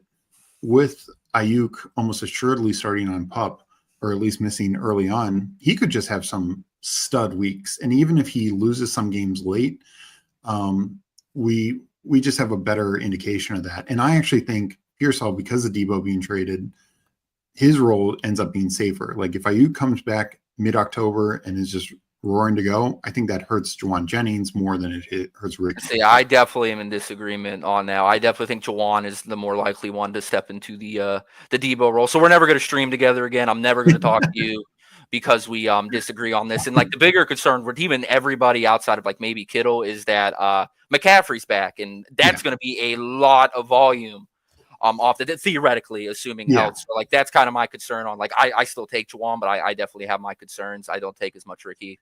But concerns with both of them nonetheless about like CMC getting back into the mix is like, it wouldn't shock me if you just take away Brock Purdy's like passing points, just his fantasy equity. It wouldn't shock me if CMC accounted for like 25 to 30% when you take away Brock Purdy's passing stats of the 49ers fantasy points. That's actually a study I did this offseason, maybe a conversation for a different time, a spreadsheet, but fantasy point equity per team is real. And they're normally the stud backs own over 20% minimum, those low 20s. And I don't see any reason including the Brock Purdy points, why CMC is not going to own at least 20% of the 49ers fantasy points this year, assuming health, which in turn affects the wide receivers. I'm bullish on that. I guess my thing is, the last couple of years we've seen, last year they didn't pay off because they got injured, but 2 years ago, like Debo and Ayuk, even in a low volume passing offense, and Kittle still being really good, and now CMC being RB1, Debo and Ayuk still very good years, especially on a per game basis when they actually played. So, what are our scroll down options right here? Who's like lower in the cup? Ayuk. I like Mooney. I mean, there's ETN, there's Pittman. It's kind of like the range. I don't mind just taking Mooney and lock in some wide receiver points. There's like some guys are like that. They're just there because it's structurally sound. I love the pick. You don't hate the pick, but like sometimes the way you set up your draft, it forces you to take a guy, and that's fine. I think you're supposed to like take what the room gives you and what you end up giving yourself based on your prior picks. And like to me, I think we set ourselves up here to be like, oh yeah, Darnell Mooney or Cooper Kupp. I'm guessing with how you feel about Pearsall and I feel about Jennings, we're probably both out on Ayuk. But yes, I'm totally out on Ayuk. He seems like he's having the AB Tyreek Hill path a little bit towards like no wonder the Steelers wanted him. Like I'm a Steelers fan for those who don't know. We do love our I'm not gonna call him crazy as a man with bipolar myself, but are a little off the beaten path wide receivers. Difficult receivers. Yeah. They're interesting cats to say the least. So what do you think on this one? I'm thinking Mark Andrews just went. You're gonna hate what I'm gonna say. You're gonna say Tyrone Tracy? Yeah, which there you go. It got taken care of for us. I'm thinking Pittman or Ingram. We're on that. I love Rashid Shaheed. I have 50%. I happily pull him up whole rounds at times if you like. I think his spike week profile is phenomenal. We could take Purdy if you want to get another quarterback here, but I think Shaheed makes a lot of sense. I'm fine with him. I have him in overall rankings. I have him much closer to Pittman because I'm slightly bullish on the Saints this year. Go off, King. I want to hear what you got to say. I think I am a big fan of Kellen Moore. I think his pace has always been good, and he's actually dealt with a lot. With the Cowboys, he dealt with Dak injuries, and the team was still fine. He dealt with other injuries, the team was still fine. With the Chargers 2 years ago, Mike Williams goes down like week 4, week 5. Eckler missed multiple games, multiple offensive line injuries, and Josh Palmer was missing games. And then at the end of the year, both Keenan Allen and Herbert missed time. And of course, then they were just kind of done. But he's been able to adapt to a lot of different negative situations. I mean, last year was obviously perfect with him for the Eagles, but outside of that, he's adapted to some negative situations. And I think he's always had a very high pace. I think their offensive line's really good. And then their weapons, Kamara, Olave, and Shaheed, I think are all pretty good.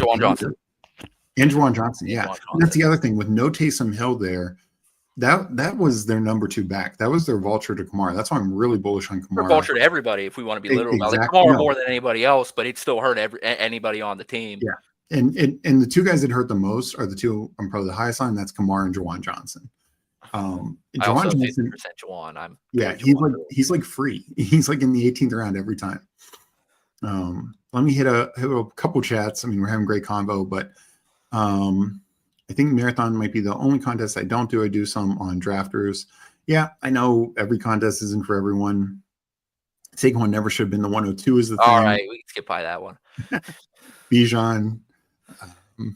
You can skip by that one too, Hartman. I got a bone to pick with you on Friday. Eddie wants in Hartman's drafts because he wants some Saquon, but no. Sorry, talking to my boss. Yes, you could burrow at 48 or later. Oh, asking Reflect the Sun about Henry last year, and yeah, to Eddie's point, like people said Henry was old, Henry couldn't do it anymore. Look what he did.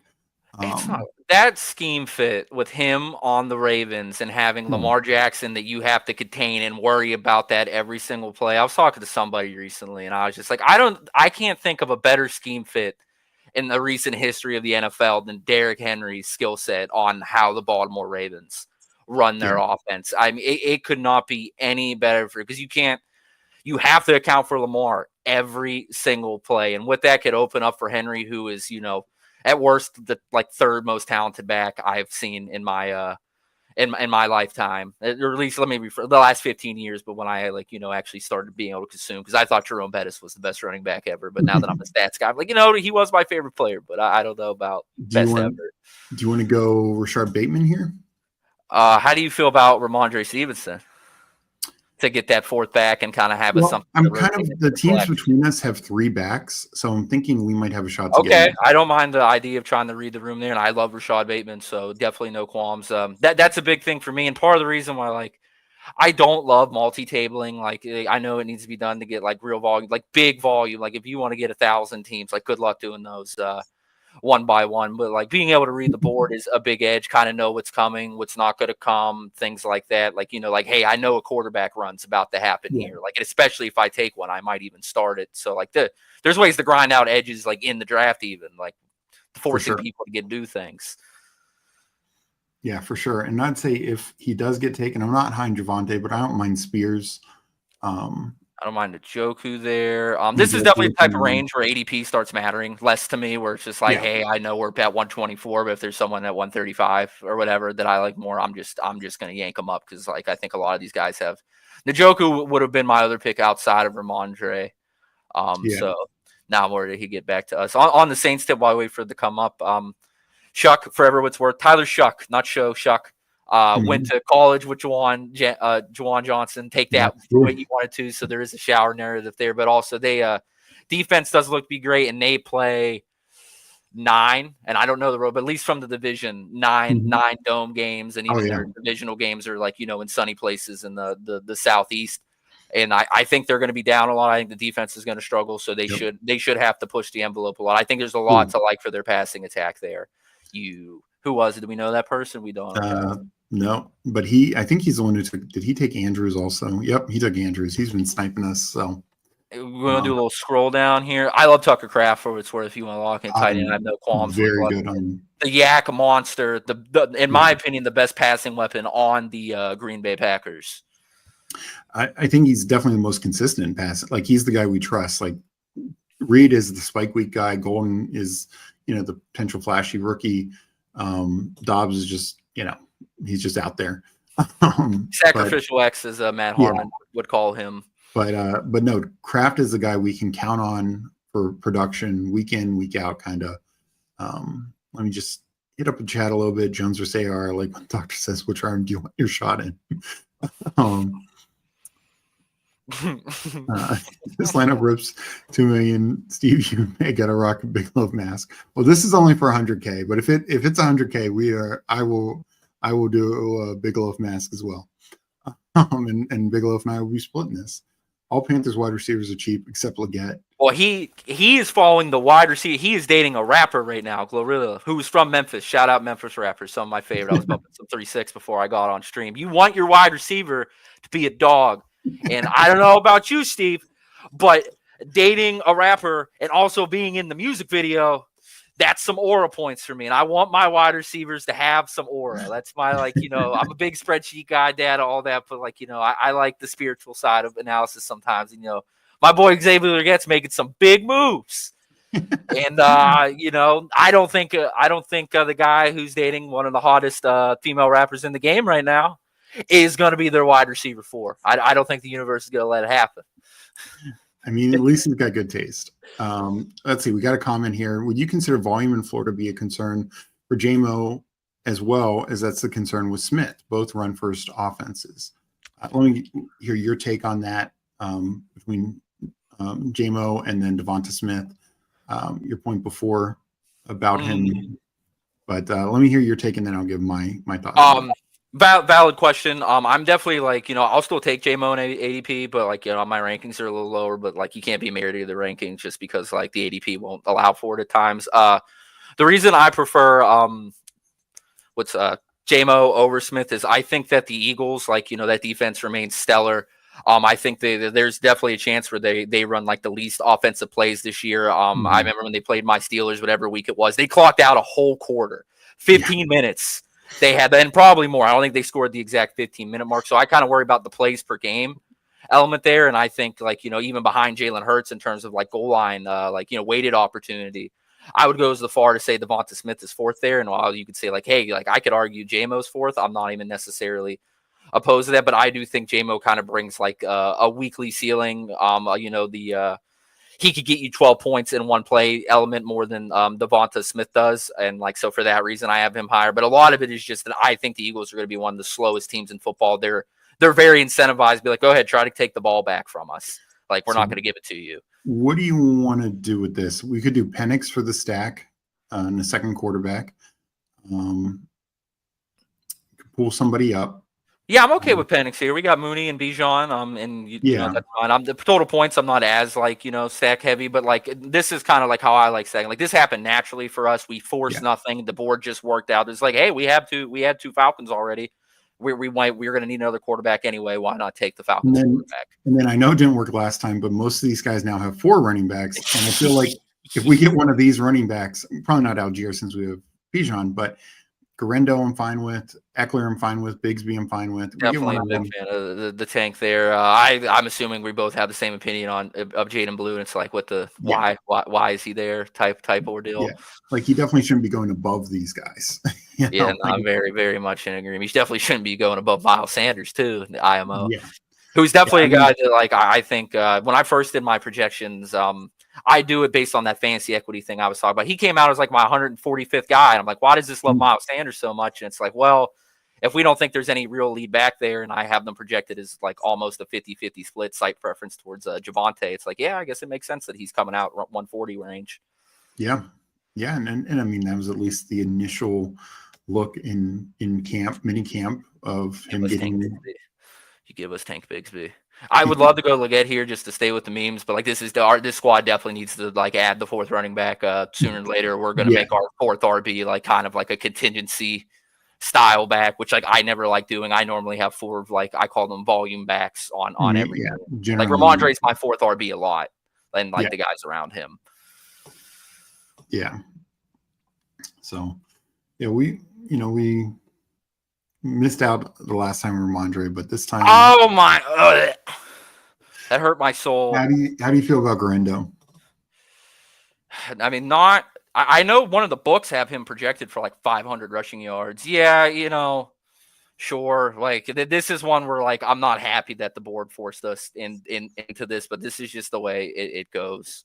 Yeah, it goes sometimes, and you just gotta, you gotta accept it.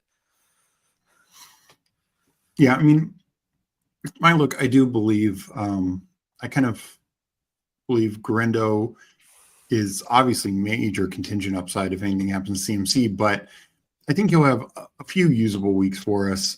I think he's better than Gainwell. Probably, like Justice Hill last year only played 15 games, had 4 weeks of 10 or more points, including ones of like 17 and 19. So, could that be Garendo? He's also just such an explosive back. He could take 160-yard run and become a usable player for us, So, but I just wanted to, and I think you hit it. Tillman. Oh, sorry. Yeah, that's. I was about to try to Cedric Tillman pill you. It's a recurring bit I have. Oh, you don't have to do that. All right, good. I'm happy I'm here then. But to just finalize the point, I think you said it. Like the Eagles are, as much as the Lions are such a good rushing team with both Monty and Gibbs, we know the Eagles' touchdowns between Barkley and Hurts could be 30 rushing touchdowns. So it's just less scoring opportunities for a guy like Smith, and play volume is probably lower. So let me just hit a couple quick chats real quick. LeQuint will be a third down back. I like Pearsall too, 25% Pearsall, so I got some backs there. Hartman, Tootin is RB3 on July 8th, check back in September. We're going to have some fun on Friday, Hartman. Info on Stacks, gents. Godwin's ADP has injury. I agree. I do agree on that. I think he'd be closer to like an end of the third, fourth round pick if like he never had the ankle thing. I mean, he was wide receiver 2 when he went down, like literally like overall wide receiver 2. Yeah, he was definitely top 5. I don't know, but it was he was up there. So no, I agree. Like he and Evans should like both be in like that third, fourth round range without injury. Let's see, we're coming up. How are we feeling on this? I'm okay with just anyone. No Jack Beck. I'm all right with Palmer. I'm all right with Johnson. No one like I love you. Scroll down. How do you feel about Ertz at tight end? Yeah, I'm fine. I'm fine with that. It's set up as a 3 tight end build. I'm going to try to get you to take Juwan at the end, but we could do that with three tight ends. And I think another, I want to say, industry secret is like the tight ends in this range. There's a certain point where like the scale starts tipping. It's like, yes, you do want wide receivers because they could score at the wide receiver position. But when we're talking about like the flex, I do think when you're in this range, it starts becoming a little bit more likely that like, hey, Zach Ertz is just as live, if not a little bit more than like, let's say Wandale to hit your flex on any given week, and especially the rain of the lows. Like I love McMillan for what it's worth. Oh no, completely agree. I mean, Gesicki, like I talked about, he had his stat line last year. Ertz had a few more targets. They had roughly the same catches and yards, and it's the difference between 2 and 7 touchdowns. I mean, that's it. But those, you compare that to, you bring up a guy. I mean, look at Michael Wilson. Michael Wilson's going to be out there every snap. He had the same number of fantasy points as Mike Gesicki. So this is what we're talking about here, but it's at a much different position and a position. If one guy's going to get 6, 7, 8 touchdowns, I'm going to bet on Gesicki over like a Michael Wilson or a Demario Douglas. Like Demario Douglas always gotten his more competition. Again, exact same targets, exact same catches, exact same yards, one more touchdown. He had a couple carries. Like, do we really think his role was going to be insane? Wandale, as you brought up. And Gesicki could do a lot in one play too, whereas Ertz, God bless him, has no yak game in his bag whatsoever. So like that's also the other nice thing about Gesicki is that like he could bring like a one catch, 41-yard for a touchdown to the table, whereas I don't think Ertz can. Coming up on a pick, but I want to bring up that comment. All right, what are we feeling here? I like some receivers. Do you want to go Miles Sanders? I don't mind Rico Dowdle here. Just like I'm a big Chuba guy, but like on the lineups, I don't have Chuba. I'm more willing to take him. I like McMillan. No, you're not McMillan Pill, but I also think there's a bunch of receivers in the 16th, 17th, 18th round that we could take instead that could give us like kind of like a similar profile. So I'll leave that one to you if you want Miles or Rico. Let's go Miles. The wide receivers here to me are not much different outside of maybe Pat Bryant, because I just think there's some big upside here, but. Yeah, Alec Pierce is also a dog on the spike week side of things. I'll give him props there. Alec Pierce definitely is a guy. Alec Pierce had led the Colts in yards, and he had half the targets of Pittman. Like it's just absolutely wild. Say what you want about Anthony Richardson, but he can throw a deep ball. Everything else, fair. Yeah. All criticisms very fair, but Anthony Richardson, if nothing else, can throw a beautiful deep ball. And so I do actually think DJ. The only wide receiver where DJ is worse than Anthony Richardson for them is Alec Pierce, in my opinion. I still like Pierce this year, but A-Rich is better. Probably any potential for a breakout of Donnie Mitchell, because that was the thing with Mitchell. Mitchell was wide open deep, but Richardson or Flacco just was missing him. So I wanted to bring up B. Grandy's comment. Just got out of work. Pop in for this. BigLoaf. Thanks for Draft Pass. I'm addicted. Thank you, brother. Genuinely. Back. I mean, these are a while ago. Healthy CMC steals a lot of touches from other 49ers players. Yeah, no, but I mean, we've just seen the 49ers offense just be top tier and produce multiple big. And they're kind of priced like that too, to be fair. They're not going in the second, third round. They're going the 5th or 6th, whatever that pick number lines up to. Eddie says, if you aren't sure who to pick, I always tell myself, what would Meg do? Trust me, I know Meg's who she'd go for. It's Cam Scadaboo. I mean, we're on some same people. Drake May, she's big on Gesicki and Ertz, and I am too, because it's like you said, these tight ends, their volumes are all roughly the same, and it just comes down to touchdowns. It really just comes down to touchdowns for tight ends. Shout out Double Minor for being willing to take AR there. I in total points especially, I love how viable. Just because even if he gets, let's say 6 starts or something, I bet he scores over 20 in at least 2 of them. So like he brings. If you had 2 usable weeks out of Anthony Richardson there in a 3 quarterback build at round 16, my argument is he pays off from that alone, at least in total points. When the pods is a little different, when like you need bodies week 15, 16, 17, you need outs in those weeks more than you need in other weeks, whereas every week is created equal in the total point. So what I would say is had Course Green done this and taken Daniel Jones and Anthony Richardson, I actually like taking a quarterback room, because then it doesn't matter. I got a guy every one of these weeks. Same thing if you're taking like Russ and Jackson Dart. It doesn't matter if Russ starts 5 games or 15 games. You have ideally all the quarterbacks. They're not going to give us Alec Pierce here. They gave it Pierce, right? Lock that in.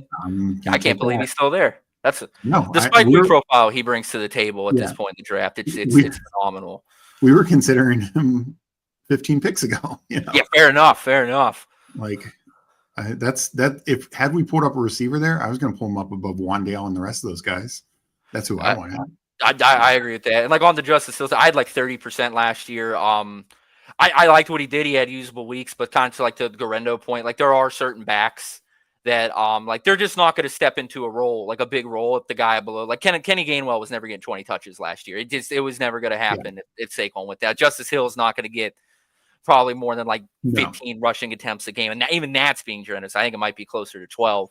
So like, that's a big deal with some of these contingency guys is it's like, they seem like contingent, but like honestly, I think the Ravens would bring him back or maybe try out like Keaton Mitchell. And like my hot take is I think the Eagles would do the same. I don't think Will Shipley is going to be touching the ball 20 plus times a game if something happens. I'm a little bit more bullish on Shipley, but I definitely agree about the Ravens. It quickly become a committee. I just want to bring up this comment. Winston to the Saints or Cousins, the show doesn't work. Shuck doesn't work out. I would love, I know it probably won't happen, Kirk Cousins to the Saints, because the picture they have in the background for my show, that's me at the Senior Bowl interviewing Kevin Zeitler at that Senior Bowl. Both Kirk Cousins and Kellen Moore were two of the 6 quarterbacks there. So they were in the same draft class. So I would love Kellen Moore to be coaching Kirk Cousins. I think that would just be hysterical. Yeah, so there you go. You're rooting for some vibes. You're trying to manifest some vibes. You know, it might not look great on like the spreadsheet, but like, you know, I like angles like that. They're always fun. We'd all rather have Jameis and Winston for the fantasy production, I'd imagine. But I like Shuck more than Kirk. He might be better than people give him credit for. And whenever someone wants to come at me with an argument other than the age, I'm willing to listen on like the critiques. But if your thing is that he's 25, I'm like, okay. Yeah. So here's my thought. Like Mason Taylor's out there. I like Mason, but I think we just lock up Juwan here. Hey man, you're music to my ears, brother. Hopefully Double Trouble doesn't take it, but I'm all right. I'm all right with Taylor. Also, I think Jatavion Sanders, something about his athletic profile. He's one of like the most athletic prospects to like grace the college scene like ever. So like that dude's a freak. I don't know if it's gonna come in like into the form of like fantasy points, but like that dude's a monster. He's a man amongst boys out there on an NFL field. Yeah, and at least early on with the other tight end there, former Notre Dame tight end, right? Well, now they have the new Notre Dame tight end, Mitchell Evans. But you know, the guy last year who's competing with is banged up, so he at least is starting in this kind of format. That's huge. And bringing up Kellen Moore, college Statue of Liberty play, still one of the best college plays ever. And disbanded in here with the dot. Appreciate that. Hidden back comment or on. I think you meant period, right? Like, is that like, you know, I'm going to be out of touch with the youth soon, but I think that means period. Yeah. So he was agreeing with something, I believe. Well, he always that's always how he enters the chat, is with a period or the dot. I don't know what you want to call it, but sometimes he'll, you know, start chatting a bit more. I would love the lore on what the period means disband if you're willing to drop it in the comments. I love lore. I love knowing stuff. I hate the 120 to 150 part of the draft, and I agree. Like, there's like no real receiver value. Pull whoever you want. Pull whoever you want after that range. Yeah. Like after like 125, I genuinely believe you could just click here in about ADP. Now, if you want to like try to force guys to come back to you, that's fine. But in terms of like, I think after like once Ramondre or so gets off the board, like it is just an amalgamation of dudes, all of that I think could have similar value. Like just speaking like. So you already answered this, but I just want to bring up this comment because Mike is just so funny. But poor BigLoaf leaves. Can we get a story behind the mask? Witness protection, hiding from the IRS. So handsome people don't want to listen to his takes. Doesn't want to put his OnlyFans content channel. But no, you already answered it. But I did want to shout out that comment from Mike. One of those things might be true, Mike. I'll let you pick which one it is. Strong Kraft take, but no, I mean, I think Kraft's a stud, and I think we're both in agreement on that. Yeah, like there's a reason that Luke Musgrave hasn't gotten brought up high concern throughout the industry this year. It's nothing against Luke; it's more so just a testament to the Kraft. Once the Jonnu trade was made, everyone was talking about Michael Mayer. I actually thought Luke Musgrave, because Musgrave played in LaFleur's system. LaFleur and Mike McDaniel coached together, both from the Shanahan tree. So there's got to be a lot of similar verbiage in there. I thought that would have made a lot of sense instead of them going after Waller. But so Chuck does get taken. I thought that would have been a fun little stack. We could take, get some extra quarterback points here if you want. I definitely think we're good on like the QB points. This definitely seems like a wide receiver range to me. I'm very Amari Cooper and Deontay Johnson filled. Shout out Brett Bet Spreaders, Fen Capital on Twitter. He pitched that narrative to me, and I'm definitely buying what he's selling. So I love Deontay or Amari here. But can I interest you in MVS? Well, we have 2 seconds, so you're gonna have to, right? Let me take him. I will make my case for MVS. The Saints' new offense coordinator is Kubiak, who was the Saints' offense coordinator last year. We saw what he did with Shaheed early on. Then Shaheed gets hurt. They bring MVS. MVS is like 3 usable weeks during that time, and that was without Derek Carr for most of that. And the Seahawks' current wide receivers are Cooper Kupp, JSN, who are both much better in the slot or in the short intermediate game, and then Torrey Horton coming off an injury, 4th-round pick from Colorado State, and Jake Bobo. Like, who's going to be catching these deep threat balls? And Sam Darnold is one of the best deep ball throwers in the league last year. Shout out Sam Darnold. Shout out Sam Darnold. So to me, I think MVS, again, similar to the Alec Pierce thing, it's the same argument, just a lesser talented player. But I think there might be more opportunity here just with the quarterback and with the offense is being used. So what you are trying to sell me there, don't necessarily disagree. They have some buddies that I definitely know that are on MVS, but like I look at him like I think the way you're kind of describing it's like, hey, cheaper Alec Pierce in a way. And like now with the Jonnu trade, he's actually on the screen. Westbrook Akine is now like the new like that this would have been a fair one. I think that he is probably a better football player than MVS, and honestly might be one of the more underrated wide receivers in the league. You don't score touchdowns like he did as a fluke. So at worst, like it's kind of how like Agent thinks at worst. I think the guy's like an NFL football player, which some of these dudes that we're drafting, we're going to find out they're not. And so like ever since the Jonnu trade, he's probably my new 18th round guy, and like Amari and Deontay. I don't really need to go on too much of a spiel about like we're all aware of what the talent they have and like what they're capable of bringing to the table if they get a shot. But in terms of like that spike week profile at the end, I'm definitely an MWI guy. Now after that Jonnu trade, I've started to take him some after the trade as well. And I should have. It's just because he's not automatically in my thought process since the trade. I've taken him in like slow drafts, where I was coming up in like the 18th round. Mm-hmm. But in fast drafts, I don't think I've taken him yet for that reason. I need to get him like in my mindset, like this is a viable guy, because right now in my mindset, I'm taking guys like Tutu, MVS. I take some Cooper. Haven't really gone Deontay Johnson yet. I just worry about that offense. But no, you're right. Nick Westbrook-Akine is absolutely in the 18th round mix now. Also, another 2 guys. Where the industry seems split. I'm willing to concede that I may be wrong on who the Jets wide receiver 2 is. I think it's Allen Lazard. Could be Josh Reynolds. Figuring out who that is definitely going to be a task in itself. But they both go in the 18th round. I absolutely expect one of those guys to It's not hard to pay off an 18th round price tag, obviously, but I think one of those dudes could return like, a 13th-ish, 13th, 14th round pick worth of value, bring a couple spike weeks to the table. Like, in the same way I don't like wide receiver 2s early, I definitely want to target, undervalued wide receiver 2s late in the process. Yeah, that's why Darius Slayton is one of my highest owned guys, because he's basically in the 17th round all the time. And I think whatever you think, we already talked about Daniel Jones, him and the other quarterbacks who were with the Giants last year, Russ and Dart, and if somehow Winston gets in there, they're all upgrades over what they had last year. And Slayton just historically is, last year he missed a couple games, had over 500 yards, but he's historically at 700 yards, 4 touchdowns, deep threat guy, give you a couple spike weeks. Like you said, kind of an undervalued number 2 in that offense. Doesn't mean anything's wrong with Malik Neighbors. I'm taking him a ton, but when I get a free player like that, I'm gonna keep taking him. We got a good question here from Jay Lives. Who do you think will regress the most due to coordinator loss, Eagles or Lions? I would probably, my vote, I don't think either has a major regression. I will say the Lions, simply because they've been top 5 in both yards and points each of the last 3 years. Not only do they lose Ben Johnson, they lose a couple offensive linemen. They kind of replace one, but I don't think they're plummeting to 15. But wouldn't surprise me if they're like 6th or 7th best offense now. Eagles, they lose an offensive lineman as well as a coordinator, but I feel like that main system just keeps going. And also last year they dealt with more injuries. Goddard missed significant time. Hurts missed a couple games. Brown missed games. Devonta missed games.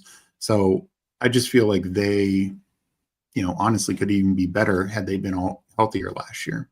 Whereas, like, if I chime in, the Lions scored second half of the season. I have like team fantasy points charted somewhere. They were the only team to score over 1,000 fantasy points from week 10 to 18. But a big reason that is Aiden Hutchinson, the whole defense Yeah. was just going down like flies. So like I know the question was kind of like geared towards like, hey, because of offensive coordinator leaving. So my pick would be the Lions also because of that, but more so because that defense just isn't going to be as hurt as it was. They're not going to have to, push the pace.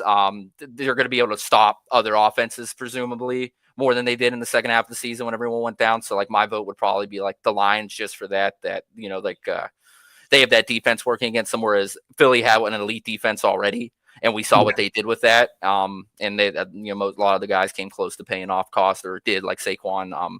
AJ probably would have if he didn't get hurt. But like my money would be on the Lions there for the Ben Johnson exit, but more so because the defense is probably going to be better. And, you take away 120 fantasy points, which is a big deal. Like, that's going to have its impact. I am getting slightly worried about the Lions this year. I like Gibbs and Goff. I have no problem with them at cost, but everyone else definitely, I don't want to say I'm not confident taking them, but like it's not like, like the greatest feeling in the world when I land JMO. I'm not really touching Laporta. I'm kind of out on Monty this year, but my point being, my vote would be on the Lions. Yeah. No, I think we're both kind of in the same range there. Let me just mark this team so we know which one's going to be the winner. BigLoaf stream 7-8. So where does this have to finish for you to buy a mask like this? I'll set you up with the lady on Etsy who made this for me. We can make your own. Where does this have to finish for you to do a stream in a mask? Doesn't have to be first. Well, I mean, I hope it doesn't have to be first, but that's your choice. I'll say, for me to do a stream in the mask, I'll say top 150. All right, deal. Done. Everyone hold him to it. If I'm not around to hold Steve to it, if we have a falling out over our Jawan Jennings, Ricky Pearsall differences, I need you guys to hold him accountable for that. But let me hit up some comments again, and then I appreciate all the time you've given us, and anything I appreciate you giving me the time for what it's worth.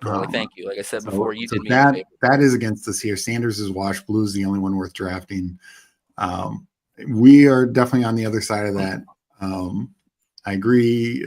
I don't believe in portfolios. 8.3% of everybody. I pick the players I want. And I agree, like being overweight on some guys, like I'm going to be underweight on. There's certain guys I'm absolutely going to be underweight either because I just think their value is too high. Like Garrett Wilson's a guy I have a tough time drafting anywhere near the 2-3 turn because for him to pay off ADP, how are the Jets going to produce that many passing points? It's just even, I think everyone assumes he's going to be a 30% target earner. There's only 2 of those guys every year. And is it going to be Garrett Wilson? And is he going to get enough touchdowns? He had his most career touchdowns last year when Aaron Rodgers threw 28. I doubt Justin Fields comes close to 28 passing touchdowns. So I love Garrett Wilson as a player, hate his ADP. So right now I'm underweight on him. Garendo first in athletic score. I'm loaded in the event recurring. I mean, no, he is an incredible athlete, super explosive, definitely a huge contingent value play. We got Rick Bada here. What if Wandale ticks up in efficiency? Is he Jerry Jeudy? For me, he's not. I also think you look at Russell Wilson never really targets the middle of the field, and I also think Jackson Dart's going to be much more on the boundaries with Neighbors and Slayton. I just don't think Wandale is going to get that kind of target share again. Again, both Neighbors and Slayton missed multiple games last year. That helped Wandale's target share. I think it also helped when they had no running game as well. They had no running game, and especially when they went away from Daniel Jones. I know Wandale had some good games with Daniel Jones, but when they went away from him, Drew Lock and the other quarterback. That's second place in the DK Millie starting quarterback, Drew Lock. Yeah. Steve. Somehow, yeah. I can't believe that's how it played out, but it was wild. But I think they targeted a bit more the middle of the field, and just especially they couldn't deal with pressure and all that. So I question Wandale doing much more than he did last year. Better in PPR for sure too. Like I'd be much more to consider him on drafters, and he's one of those guys where like the point scoring format has a big impact on how you should value him. Yeah. Wandale is that approved, so there is some. AR to Pierce, yeah, they agreed with you. Rattler, is that approved? I don't know. I think it's going to be Tyler Shuck. If Jatavian Sanders didn't get hurt, we would be drafting him in the 12th round. I do agree. Like he had that bad concussion where he had to go to the hospital last year. If that doesn't happen, he definitely because he missed the whole stretch when Bryce Young actually got good last year. So is that when that worked out? Interesting. That's good to know. I mean, the last couple of weeks, I can't remember the exact week that he got injured, but it was definitely I'm pretty sure he wasn't out there for the last couple of weeks when Young and Thielen were having some big games. The Ramondre line, Hartman, NWI. Yeah, he's a big NWI guy. You guys remember Tyler Eifert? That's a throwback to the Shout out Tyler Eifert. MVS is that approved. So I at least got his take on that. 14-3, Sam Darnold was fire. Yeah. Don't think he's going to go 14-3 with the Seahawks, but I do think he's a good deep ball thrower. And I think he, maybe similar to Baker, just more, starting outside of that terrible Jets organization when he was with them. Not shout out Adam Gase. Whatever the opposite of a shout out is for Adam Gase, that's what I want to give him right now. Yeah, pretty much.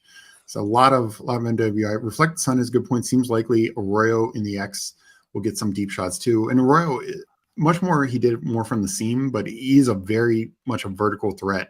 I like taking Elijah Arroyo. I still think at some point Noah Fant either gets traded or cut. So I'm a believer in Elijah Arroyo. He feels like a better 20-round target than 18, right? Because nothing against Arroyo, but how am I supposed to justify taking him over Jawan Jennings? But 20 rounds where I get 2 extra picks, that changes a lot for me. Yeah. Fantasy football in Espanol. I'm here to buzz saying that Keenan Allen is going to the Jets.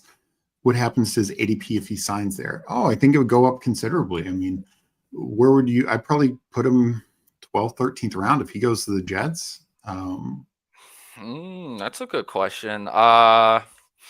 I'd say we talked about earlier, like that after 125, 130 zone, it's all the same guy. I would have pushed him a little higher, into that. So I'd say 140s, 150s. But the Jets, I don't think the market react kindly. But when he signs, he's moving up. If he signs, I'm pretty sure it's a win. But he's moving up one way or another. Yeah. So it's a dual-edged sword because, like I just was talking about, it's going to be a low volume passing attack, but he'd be the clear number 2. I went a little too heavy on Calvin Austin. Hopefully he puts up a couple of good weeks. I think Austin or maybe Roman Wilson, one of the Steelers receivers, should be fine. I really like Calvin Austin more when he was the 3 instead of the 2. I thought things were going to open up a lot more for him. I thought it played better than his skill set. I like it when we're in win now mode. Like we have no money tied up in a quarterback. I think they should have just gave Pickett's money. That would be such a top 2 wide receiver set to cover. Alvin could have 8 on the mid. So my hot take is he's lower to me because they got rid of Pickens rather than higher. Mm-hmm. Now, with them bringing Jonnu in, that's not DK, that's not George Pickens stretching the field, but I like to think that's something that could open up the field to him. And he's clearly the second most talented, labeled wide receiver on that team. So I see no reason as now to believe that it's not going to be Calvin Austin, the 2 wide receiver sets. Yeah, but there might be a lot of 1 wide receiver sets is the problem. No, I think so. They could do 3 tight end builds. And I made this point 2 years ago. Arthur Smith with the Falcons, his number 1 receiver was Drake London, and then he had Kyle Pitts and Jonnu. They both finished as top 20 fantasy tight ends in both points per game and total points, and that was with Desmond Ridder and Taylor Heineke at quarterback. They only threw 17 touchdowns. The chance Steelers with Rodgers are going to throw more. They're going to throw more yards, more touchdowns. So Jonnu and Freiermuth can actually both still be fantasy assets. Freiermuth should be drafted in every 18-round draft. In my opinion, I agree. I honestly think people overreacted too much on Jonnu for what. So I understand him moving down from that 115, but part of that was also because of the Steelers rumors. I see no reason that he shouldn't go just a little bit behind Kraft or something. This 150 to 160, I think it's a overreaction. Yeah, it's tough because I do like Ferguson's in the 140 range, Goddard's right around there, and they clearly have paths as well. Particularly if Dak's healthy and for Ferguson, but yeah, I think he should go right around there. And my point is, it won't shock me if Freiermuth ends up, particularly if it's just because of touchdowns. Freiermuth has 7 touchdowns, Jonnu 4. Freiermuth could end up in being the better fantasy tight end just for that reason. Especially in a PPR format. We got a couple guys in here loving the top 150 bet. So let's see if we can get this team there. Is this because that's Keenan Allen? No. The Oh, the top one. 150. Yeah, nice. Yeah. Oh, I can't wait. I want to come on and design the mask with you. We can do that Oh, on stream definitely or we'll like do that. after, but like I definitely like that'll be some fun content if we get to do it. Strong Colin Wilson, Calvin Austin is a good bet as it stands. You guys know so much more than I do. Appreciate everyone, and thank you again for everyone in chat. I know, we talked a lot. We had a lot of good takes. We hope. But yeah. So hey, I think I liked our team. And again, we really enjoyed talking about Draft or Pass as well. But thank you everyone for the comments, for the support, supporting BigLoaf. Follow him on Twitter, follow Draft and Pass on Twitter, sign up at Draft and Pass. It's absolutely free. Upload your teams. You can upload the different formats, just give it a shot. Just, get your name in there and it's a lot of fun. Absolutely. Do it while you're listening to streams, do it while you're in between in picks. drafts. There's no time commitment. We expect none of your time. A lot of people tell us like, hey, yeah, between draft picks, listen to stream, I go through, vote on a couple, check the leaderboards, and I leave and then I come back and that's totally fine. It's not something that we ever wanted to take up a bunch of people's time. Guys like Saints to death and shout out. I believe he was in here at some point. FK Coolers was also one of our top 5 voters. So shout out to you guys. But if you just want to go in there and play around, you don't want to upload your teams or you don't want to vote, you want to look at leaderboards. I mean, there's options for everybody there. I think that we built out something fun that, if you're a best ball degenerate, you'll have at least an ounce of fun with at the very worst. And I like to think it's more, but thank you for letting me come on here, Steve, to talk about it. Thank you to, everyone in the audience. There is power in the community, whatever the community thing is say, but everyone in here, there is no big little guys, everyone is equally as important. And your support is just as good as someone with more clout than your support. So that's if I have one message to leave here outside of, hey, please use the thing that we made. It's that, you're valuable. You're not a small person in the community. You just might not have a lot of followers, but everything you do has real impact. It just might not show up the same as someone who's, averaging 10K views on tweets, but what you're doing all the time has impact, and all the support that you give me, Steve, other people you like, it's all felt. I promise you. Yeah, no, you said it perfectly. And just want to say thank you. And we got Fancy Dog saying he subscribed, really supporting it. I'm a strong supporter. So yeah, no, we really appreciate everyone out there helping us out in every different medium, whether it's liking us on Twitter, on YouTube, etc. Just watching it all helps, and it's all, and that's what's so great about this best ball community, particularly in fantasy in general, is we're all supporting each other. And I know, BigLoaf, you're going on a run this week of a number of different shows. Hartman, as you mentioned, later in the week. Do you want to shout out people, let everyone know what shows you'll be on if they want to follow up and ask more questions, or maybe they play with it a bit more? Qualify you. I appreciate that. I was definitely going to blank. So Steve, nice enough to have me on today. We have a show each day for the rest of the week on the weekdays. I like taking the weekends to recharge, and plus, the future wife is definitely going to make me go to Lowe's and Target and stuff, and so me streaming all day on the weekends ain't a thing. I'm going on with Sean Mitchell tomorrow. Extend the drive. BBL. I need to confirm him. I'm assuming best ball, but I don't know what the L means. But I know what I interpret BBL as. But I'm going on with him tomorrow at 6 p.m. Eastern time. I'm having a Wyatt from Roto Underground. He's going to join the stream. That Fancy Dog, I assume you mean my YouTube channel that you subscribe to. Big shout out to you. But that'll be good live there on 8:30 on Thursday. And then I'm going live with Hartman at 3 p.m. on Friday, 7/11. Nice. Very nice. And thank you again for jumping on. I think I might actually stay on and do another draft on the stream if if anyone else wants to jump in, we'll talk about it. But you've been on for 2 hours. So I don't want to have you on anymore. And I know you got other things going on, but just want to thank you again for jumping on, and also thank you for creating this tool. It is absolutely fun. It's enjoyable, and get up my vote, guys. No, I'm just kidding. But no, thank you so much, and thank you for listening to the community. I think that's always great. Making the tweaks and changes, is like Hartman said, others have said, they really appreciated that, and it's very well noticed. Eddie said, subbed up, thank you. Yeah, I do gotta bounce. I gotta go get the lady from the bus station at 4:30. She does not like to drive. I've accepted that relationship. It's okay. But on the Drafter Pass tip, I'll end on that. Just like we want to build something for you guys, and also what that means is we want you guys to be able to, people like Steve, like anyone in here, if someone streams. Also, if you stream, hit me up. I'm down to come on. And like I said, you should get up one sub. I don't care.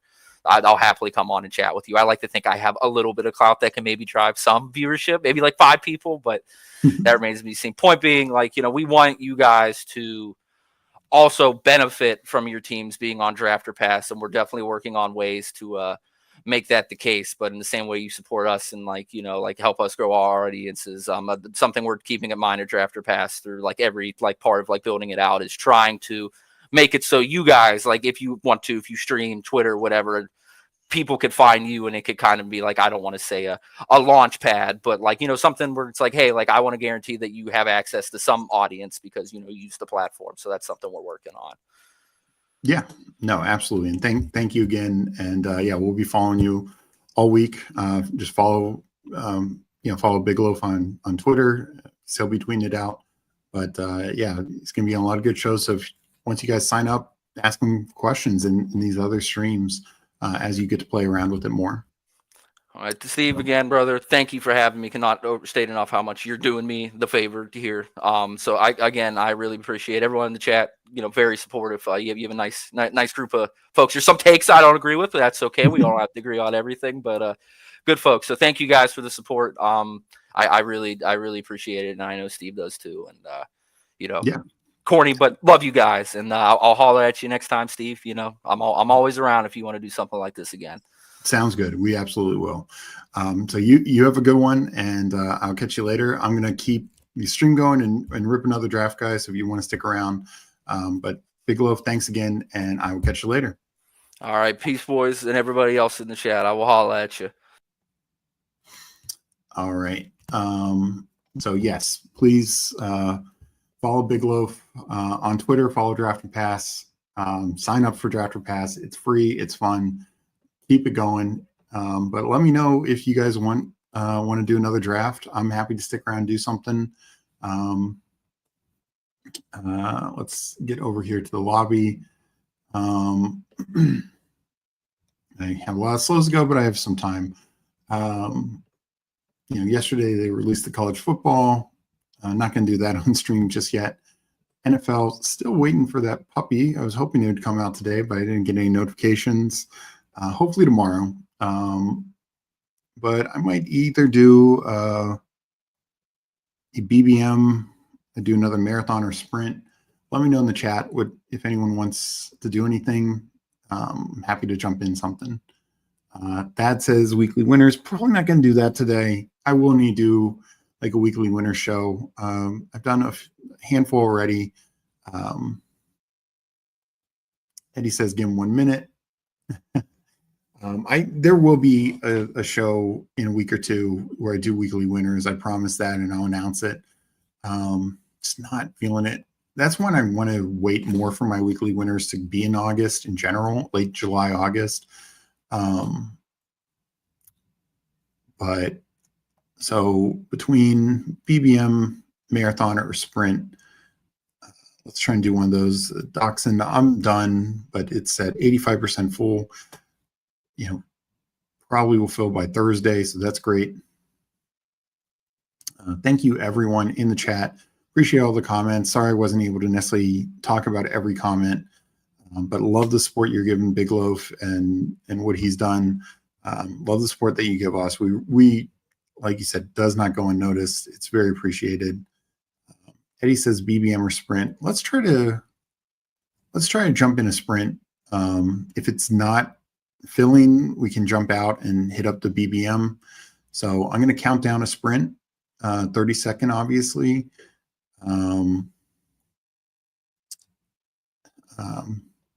That on marathon. I just did a marathon, so let me try to sprint this time. We will count down starting now. 10, 9, 8, 7, 6, 5, 4, 3, 2, 1. Sprint. Let's see where we're at. Waiting on 9. So if this doesn't fill relatively soon, maybe we'll jump out and try something else. Always tough, especially midday. I understand it. And honestly, I was really thought that we'd see a puppy today without having, the Chihuahua filled very early yesterday. So to not add something else, whether it was another puppy or another Schnauzer, something I really thought we'd get. So I'm personally a little surprised by that. Hopefully Underdog in the next day or so rectifies that and changes that. Still waiting on 9. So this might not be the contest for us right now. I'll give it another 2 minutes. And if we haven't really seen much of a fill, I will jump out. So Eddie, if you're in, I'll jump out and I'll go to BBM because I'd like to draft something else today. Really appreciate you guys for joining us. We only got to do one draft so far, but had great conversation with BigLoaf, just talking ball, talking about draft or pass. Yeah, let's hop out. If we represent 2 of the 3, it's not looking good. So I'm going to leave the draft, and I'm going to go over to BBM. I'll do a 20-second just to make sure we fill. So let me count it down again. Everyone, Rebut Thursdays, yeah.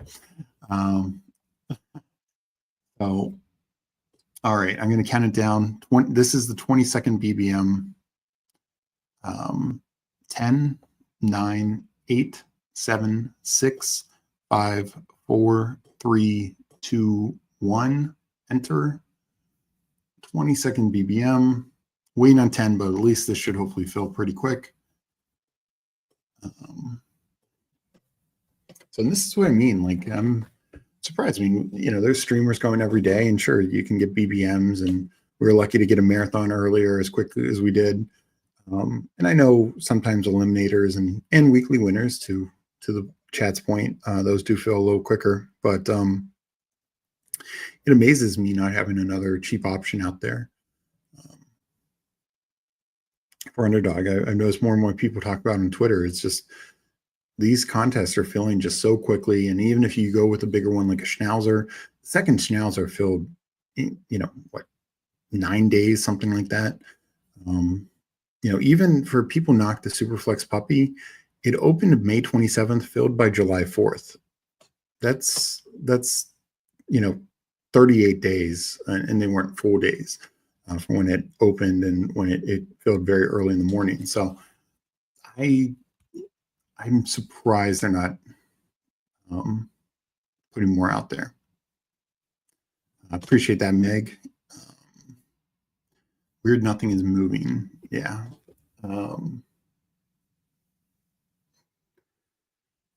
Yeah, it is weird. We got a few people. Meg probably just dropped it in Discord. So we're down to 6. Hopefully this feels pretty quick. Get it going. Let me grab a drink.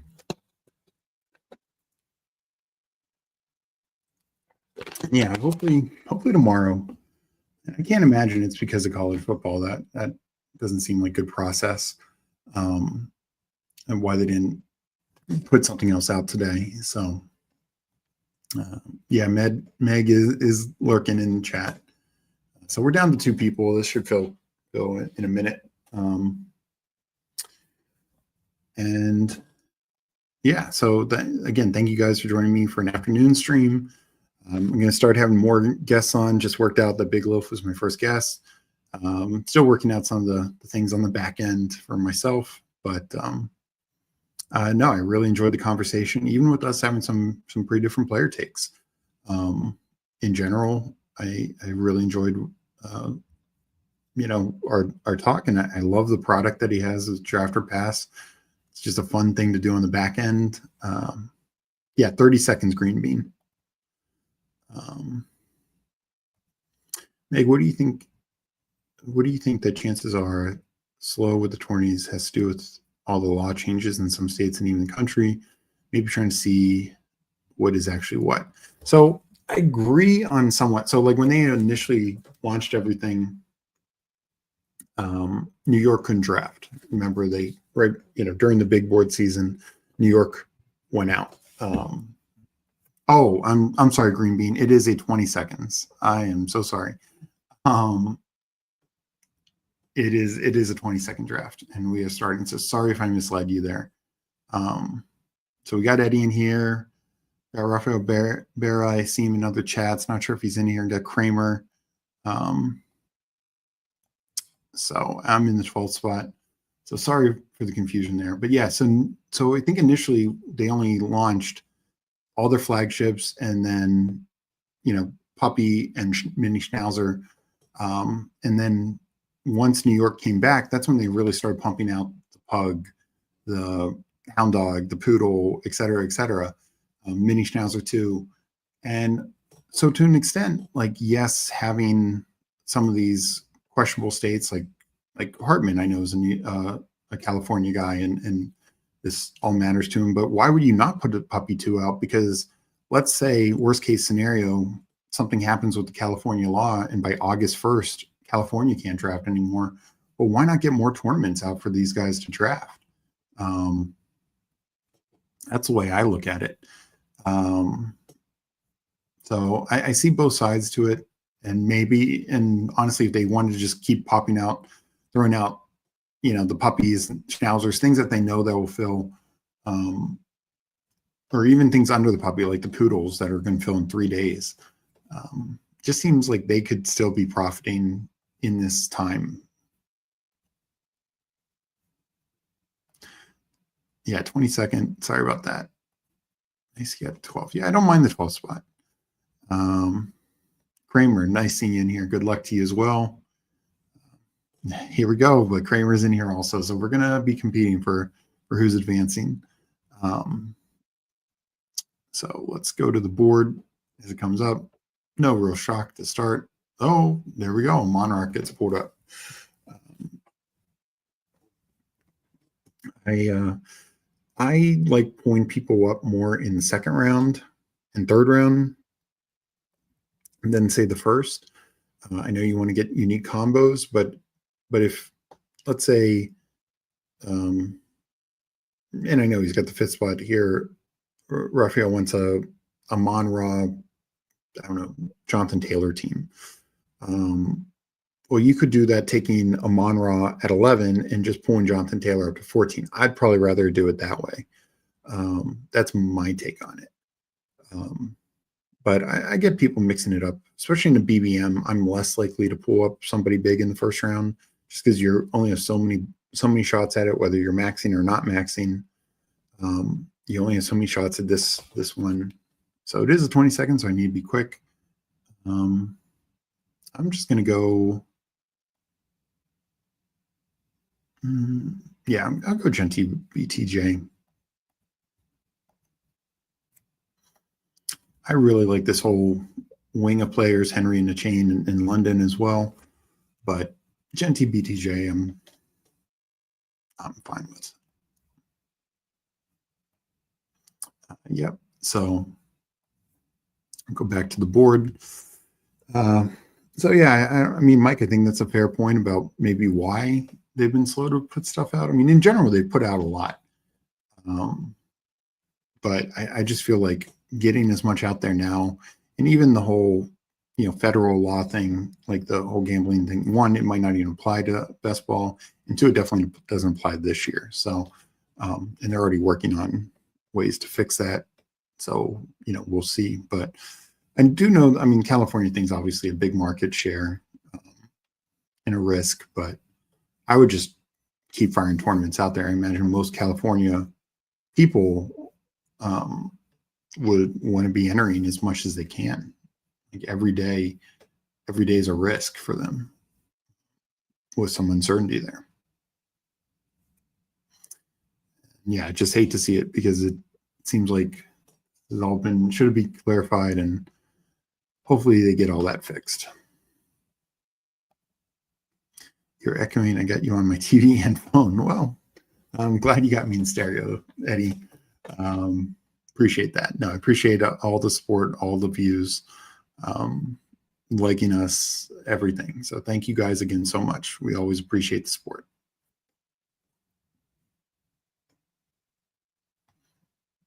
So Eddie gets the Jamar, slight fall to 7, and JT.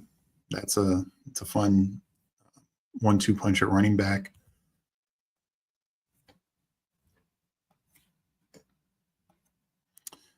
Kramer hit the divisional receiver combo of Lamb and AJ Brown.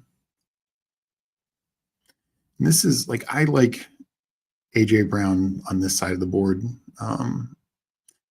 I actually typically take McConkey above AJ Brown, so I'm a little low on AJ Brown right now. One I do need to get more of, but it's just right now, so far, it hasn't been the case. Appreciate the time and effort and insight. Well, thank you, Eddie. I appreciate and Thad seconding that. So no, I appreciate you guys. Appreciate the questions. Look, I can talk, but I love answering questions. I love getting feedback from the chat, whether asking about certain players, even giving pushback on certain things. Make me think. I'm happy to think and reconsider things, and so no, really appreciate everyone who jumps into these drafts with us. I view it, and I know Meg views it the same way.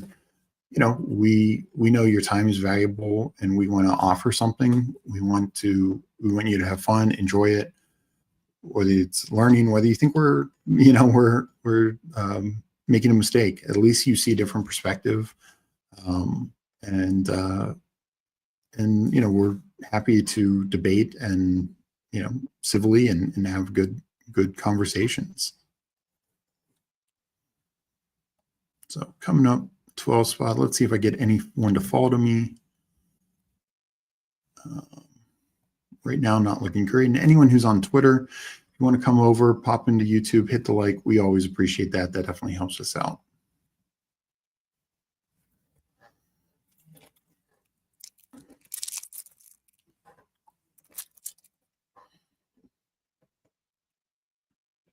So both elites go a little earlier, which I don't hate because they project extremely well for points. Kyron getting pulled all the way up to the front of the third. That is definitely a surprise. Fortunately, the guy I wanted the most, Devontae Adams, does not slide back to me. We'll see what Dr. Drago does. He does take McLaurin. Boy, I love Jaden. I know he's expecting Jaden to come back. I think I'll let it happen. I've taken a lot of Jaden. Now double tap receiver here. JSN I don't have enough of. Mike Evans I love. So really strong receiver start. Really strong by week 8. So I don't want to be overstacked to that certain bye week just to weaken my chances of advancing. But who do you think is Jacksonville's RB1 week 1 and week 17? Very good question. Best ball Q. So in terms of, I will say, if we're talking in terms of fantasy points, I do think it could vary a little bit more in terms of snaps and carries / targets. I think it's ETN week 1 for sure. Week 17 is a bit more interesting. Why I say fantasy points could be different is Tootin or Bigsby. Bigsby could get a red zone role. I think that's his real path to success. I don't think he ends up out touching ETN, even if it's like them as the 1-2 again. He could get more rushes, but probably not more total touches. And but he could win from the touchdown rate. Tootin could win from the explosive run rate or explosive play rate. Particularly if he's like the clear number 2. If it goes like ETN's the 1, Tootin's the number 2, he could just get some big time spike games. But I think in terms of usage, I will say both 1 and 17 is likely ETN. Though 17 I think is thinner. Like I feel much stronger about saying ETN starts the year 1 or is RB1 than him finishing it.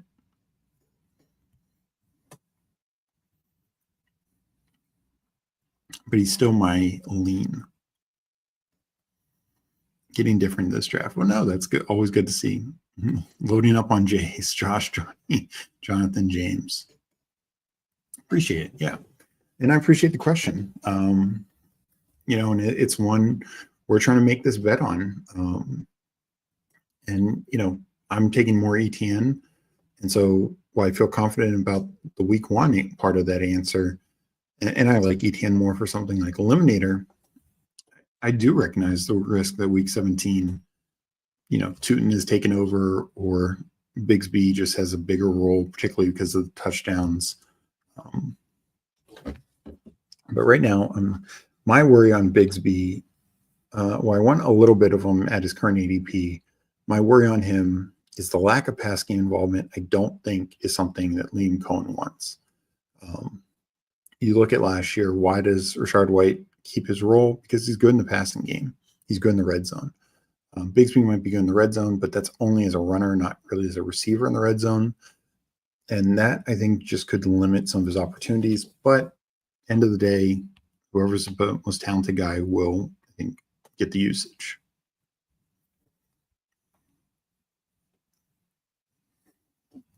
So if ETN plays like he did last year, he's going to be in trouble. But if he goes back to what he was 2 years ago, or Liam Cohen finds a way to unlock him more,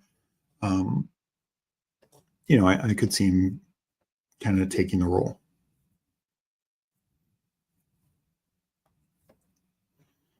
So coming up, I'm pretty heavy at wide receiver.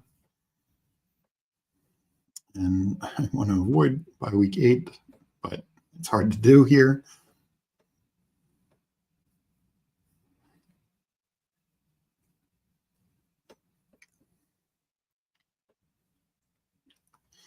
Waddle went like that. I'm going to take Juwan Jennings and RJ Harvey.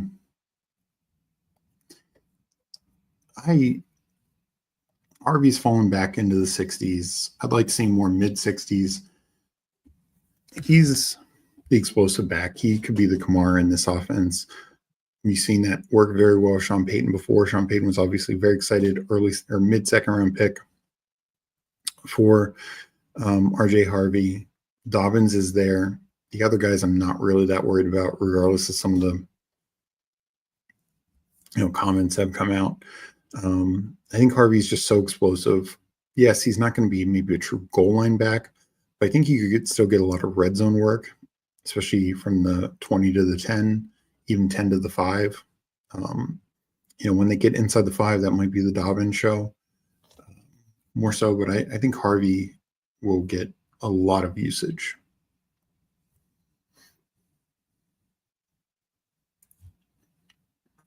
And I just also really, I mentioned this when BigLoaf was on, really bullish on the Denver offense. They go out, they improve their running back situation with Dobbins and Harvey. They get a tight end. They went from literally the worst tight end situation in the league to at least above average with Ingram. They add to their receiver room with Pat Bryant, to say nothing of younger guys like Franklin and Vele and Mims even getting better. And yeah, Eddie's in agreement, loving Denver offense also. And I think while Denver has a good defense, I just think also that division, find the bad team. We talked about this last night. The Raiders, in any other division, you'd really be thinking they can make a run. But that division is just so tough. It's going to be tough for the Raiders. And, I think we could see a lot of shootouts from that division, even with some tough defenses being represented. I just think the offenses could just be so good.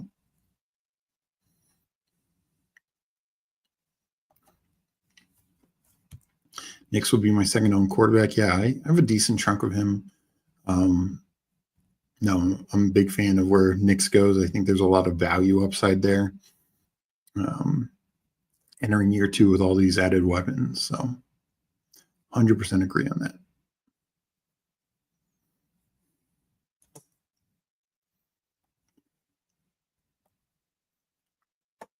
I have so much late round Dobbins. I think he was still, and honestly, I still think where he's going in the 120s, when I don't take Harvey, I still think he's a fine value.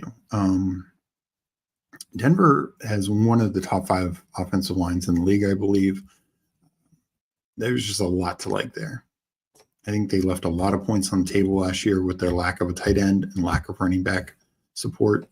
This team could be just so much better this year.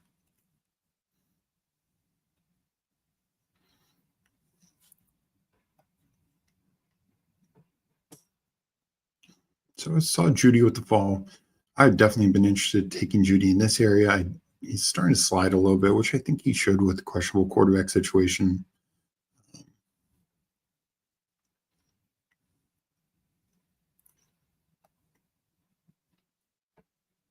All right, I'm going to take Diggs, and I'm going to pull up Baker, especially in BBMs. I want to feel good about my quarterback situation, and I love Baker.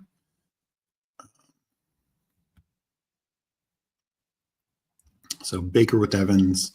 I have other quarterbacks I can get second tertiary stacks with. I have the 2 rookie running backs right now, but I'm okay with that. I mean, Genty just feels like still potential stud. And Harvey, I love the upside. I'll need to hit up running back probably next go around some because, 4 or 5 receivers in the top 84. I can wait a little bit before I get back into the receiver well.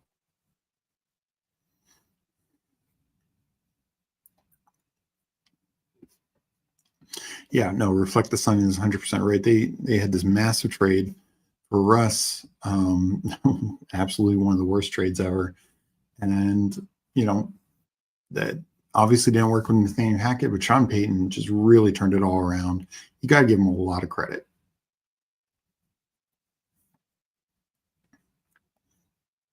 I don't have enough Pearsall. You said you sold me on him. Yeah, I'm a believer on him. I think he's a first rounder for a reason. He looked good when he was out there. I think he, what him and what Debo did, their route running ability is very similar. And honestly, yeah, like BigLoaf was saying, like the Ayuk vibes are not feeling good in San Francisco right now. So this could be even more than just him missing 4 to 5 weeks due to injury.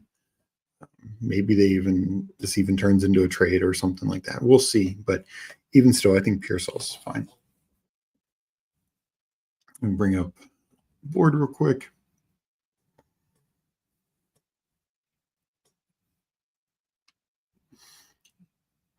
Eddie and Kramer double tapping the Minnesota backs. They're both going in this range now. Honestly, I think it's fair. I think you can make a case for both of them. I'm way more in on Mason, mainly because he was going, around run and half earlier or later, early. And Eddie says Mason feels gross at this ADP. Yeah, it's tough because I do think, kind of similar to what I was saying before, I think Aaron Jones ends up with more total touches, but Mason could just be that touchdown hammer. So I have no exposure, but I'll be different. There you go. No, I do recommend having exposure. I like Mason more when he's around pick 100. But the Vikings, talk about an improved offensive line. First round pick, and then adding the 2 Colts guys, their offensive line, plus to say nothing, their best offensive line, Darisaw, missed the second half of the year last year. Their line could just be insane this year.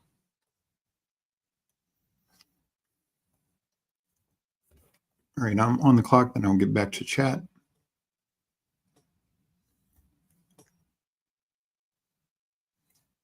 All right. I mean, when he's there, I just got to take him, right? So I'm going to take Scattaboo. And then, as much as I love Baker, I will pull up a quarterback with 5 receivers. As much as I love Harrison and Bateman, I don't need to take one there. Could take a tight end, Andrews or Ingram, but I'm going to pull up Drake May. Just give me another opt out at quarterback. I doubt I stop at 2, but it gives me the optionality to. I know I have a rookie running back room going. This is probably not going to be highly voted in draft or pass, but I feel good about it. I like the value I'm getting on these guys. I think the upside's there. Let's get back to chat. Let me bring up the board real quick so you guys can watch that. Which second-year receiver do you think makes the biggest leap? I'm thinking of Dunze or Pearsall. And I mean, some of that is, of course, because with so many first-year receivers last year, just Neighbors, McConkey, et cetera, just be so good from the jump. I think a lot can make leaps. I think Worthy and Harrison will improve as well. I think Dunze has an out to be the Bears' #1 receiver. It's crowded, but we'll see what Ben Johnson sees in him. But I'm also very bullish on Pearsall. 49ers offense has just been fantasy gold mine essentially every year with Kyle Shanahan, especially any year they've had a real quarterback.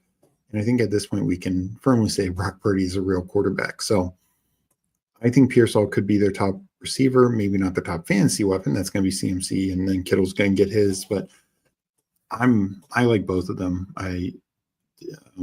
In terms of total points, it's not going to surprise me if Dunze gets more, just because I think the Bears throw more. But I absolutely want both. I missed a couple comments. Herbert 17% young, 11.4. Nick's 11.4. I think I might keep it like that. Yeah, no, those are some good numbers. And Dad agreeing with the Dunze. Jordan Mason ahead of Jones feels weird. Yeah. But this is Teddy's point, and sometimes what people do to get exposure. There was a draft last night. I took Pacheco because I knew one of Pacheco or Pollard would get back to me. I have so much more Pollard. I took Pacheco, I like Pollard more. That's just how it worked out. I missed out on, honestly, the top receiver that I won there. I think it was Jaden Reed. So this cat food just ran into a telephone pole, and the utility company is on his way. They paid Russ, and part of he had huge seasons. Feel the same with Purdy. Yeah. All right, coming back up. No, I mean, you have to look at, with Denver, the Russ thing, he was still okay in Denver, but clearly wasn't going to work out with Sean Payton. So they moved on, and probably moved on to the best for both of them, because Bo Nix was just such a steal. When Denver got him, I mean, so many people questioned that draft night, and it turned out to be just the absolute steal of the draft so far.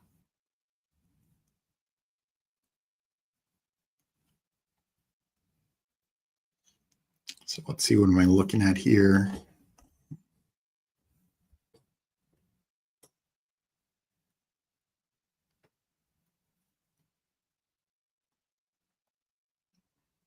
Let's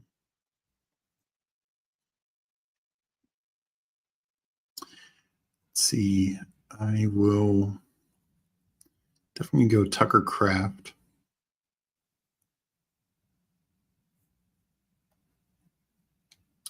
Take that.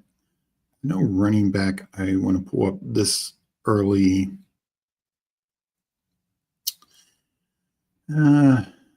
Nothing else jumps out at me. I will double tap Kyle Williams.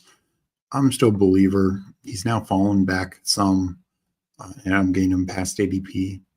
So I'm making a Drake May bet here. Okay, that's, Legion and boom. I think there's ways Mason still pays off. And I would have to check out your wide receivers, Eddie, see where you're at. See, Eddie. So Ridley, Chris Godwin, Ricky Pearsall, Cooper Kupp. I mean, you have 4 starters. Not sure if you're planning on making it like an 8 wide receiver build. Maybe consider that, come back Christian Kirk's fine. But yeah, this is a tough range for wide receiver. And after you have these rookies here. And they all have some question marks, particularly Kyle Williams and Luther Burden. But But then these vets like Kirk or Hollywood, it is not a great receiver range. And like BigLoaf said, there's nothing wrong, with pulling a guy up. If you're believing Tillman, you want to take him 10 spots above ADP, Thielen 10, 15 spots above ADP. If you're going to feel better about it, you just are desperate. That's why I do tap a lot of running backs in this range. Guys like White, guys like Roshan, Grendo, Eckler, these guys, tight ends, even another quarterback. They're all very fair picks.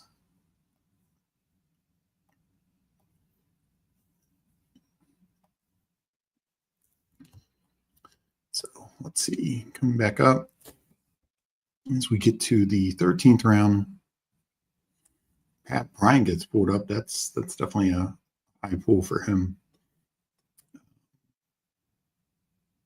I know he's been moving up in general, but I haven't seen him too much at 145. But I think it goes to the point of people just don't like this range of receiver, so go get your guy. Eddie taking Thielen, I think that's a very good pick, especially when you're looking for some floor, even a little ceiling. He had more than enough ceiling last year down the stretch. Kramer, hammered receiver early, get some running back talent there. Really strong running back and receiver rooms, and then double taps quarterback right here, Stroud and Young. So yeah, I think he's gonna building out a pretty nice team. So yeah, let's see. I'm up in one pick.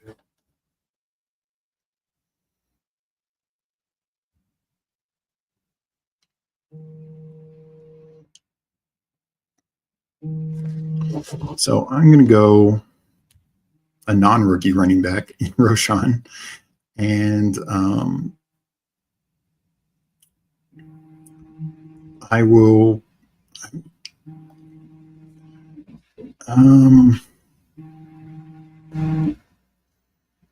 pull up a tight end. I have some team correlation with Jacksonville.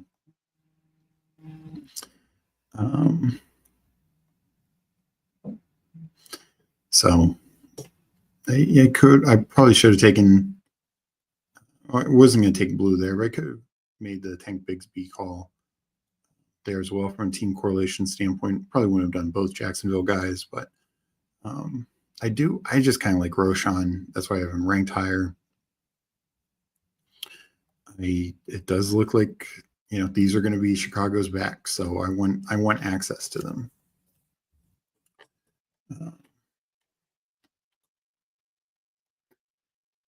Love Thielen. Low nervous about Xavier getting hype in camp. Yeah, I'm still on the Thielen side. I have very high exposure to him, so I'm hoping right again on that.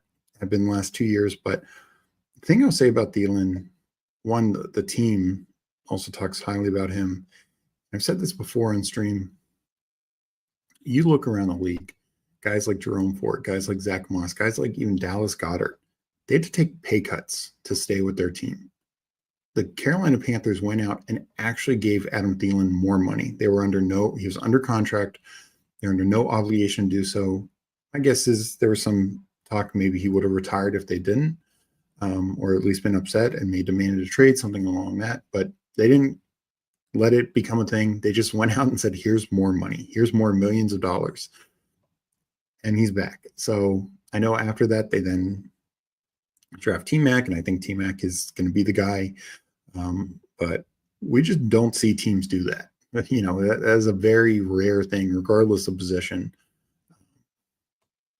And yeah, so I just, that to me is a sign that Bryce likes this guy. They're going to utilize him. Let's see, Mike. So when you do weekly winners, let's say you had a form to help you review data from certain weeks, what would be good data for that?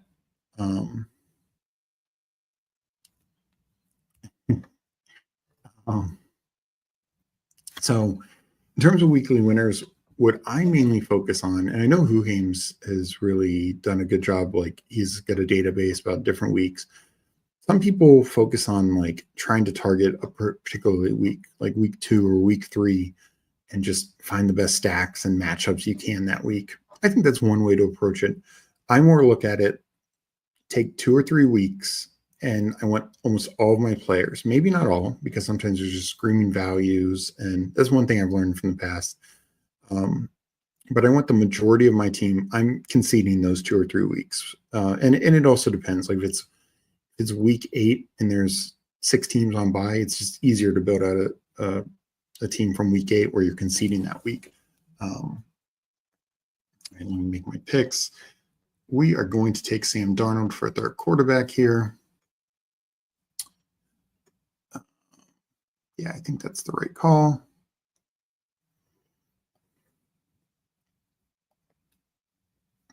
Obviously had the JSN. And then I do want a third tight end. While there's some later options, Kate Otten, I'm making a Bucks bet. I'll go down that road. So I like to just essentially punt 2 or 3 weeks, depending on what the build is, and just know that I'm going to have basically a full roster every other week, or maybe missing one guy, like my 5th wide receiver or something like that, because I got some good value. So that to me is the best approach, because and there I will probably do the most 2 quarterback is there. Even with elites, I typically add a second quarterback, just because, what if you have a great week and let's say your lead is Jane Daniels and he is the QB 10 that week? Well, you're probably not winning a lot of money, especially when your lead is a rushing quarterback and it's not so much tied to a full stack. Having another quarterback just gives you another out to get that team in the money more often, to rise in the money, because points matter so much in weekly winners. There are literally thousands of other Jane Daniels teams. So even if Jane Daniels finishes, or let's use this team as an example. I have Baker. Baker's not elite, but let's say Baker was Jane Daniels, just for an example. And there's a week Jane Daniels finishes 4th, but Drake May finishes 2nd. It might only be a 4-point difference. And in a regular contest, you say, 4 points, what's the matter? But that 4 points is massive, because you're just pushing down every other Jane Daniels team, which again, there are thousands of. However, divided by 8.3, and that's how many, the total number by 8.3, and that's how many thousands, tens of thousands of Jane Daniels teams there are. So that's how I look at weekly winners.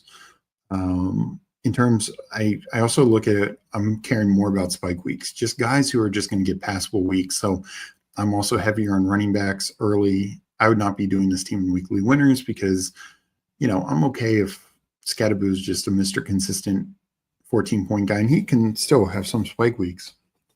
Same with Harvey. But I want like ultimate upside. I want, Jonathan Taylor, these elite running backs, Alvin Kamara, who can put up 25, 30-point games. Spike weeks matter way more than usable weeks in weekly winners, and trying to combo those types of guys. And yes, you need some guys who are not the most spike weeky out there.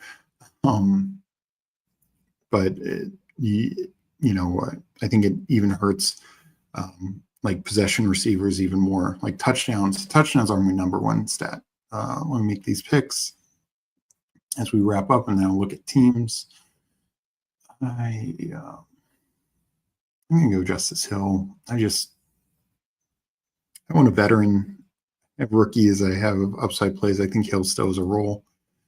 I did not miss my pick. And I'm gonna go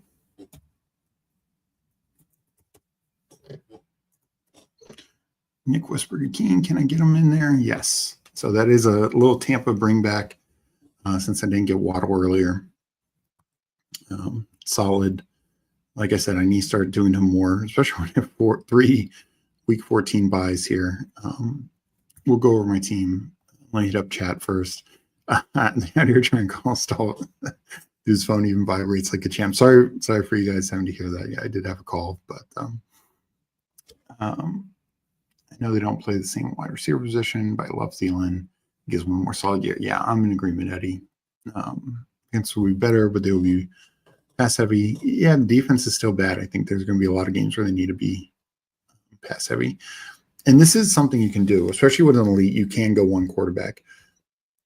I'm more apt to still go second quarterback, even if it's like the same buy as my elite. Like if I have Jane Daniels and I'm going to take Justin Herbert, fine. If I have Hurts and going to take Fields or Baker, I'm fine with that. Just because, like I said, that in that week where Fields outscores Hurts, even if it's by 4 points, could be the difference between you winning $15 and $1,000.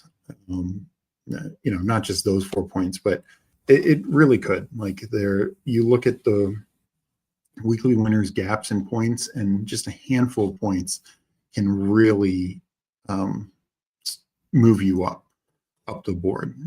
And so much of the money is tied. I'll review these teams now and quickly look at weekly winners. I went 3-5-7-3, Baker, May, Darnold, Genty, Harvey, Scadaboo, Roshan, Hill. So got a couple chaperones to go with my rookies. I'm going to need the rookies if this team has any chance of competing. Brian Thomas, JSN, Mike Evans, Juwan Jennings, Stephon Diggs, Kyle Williams, Nick Westbrook-Akeen. Definitely need to start drafting him more. Then Tucker Kraft, Brenton Strange, Kate Otten. So I think the tight end room's good. I think the receiver room is definitely strong at the top, and then, stack here, bring back there. Running back room, it really depends on these rookies and if Roshan has a pretty big role. But this team, I think, is very competitive. I'm guessing probably won't have the best draft or pass votes when we eventually upload it, but we'll see. I'm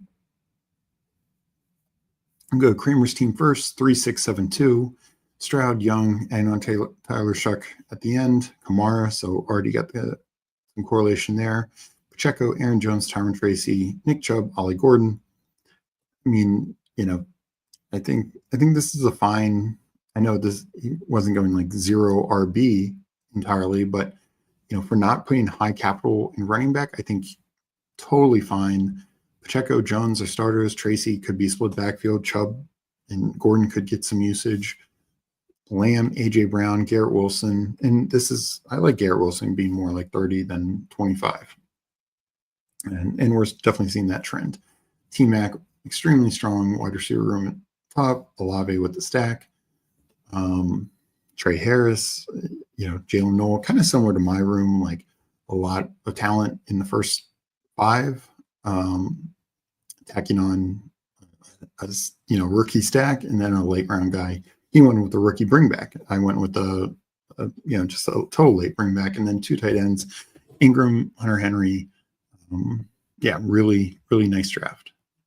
Kramer and Eddie, 3-5-7-3. Allen, Ward, Daniel Jones. I like still going 3 quarterbacks, especially in a BBM. Just advancing through pods, getting the right combo in the final weeks.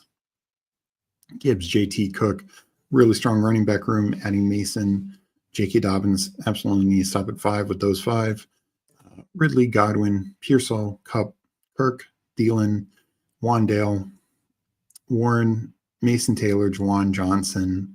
Yeah, I mean, I could have maybe seen, and I know maybe because he had 2 rookies, one to tack on another guy.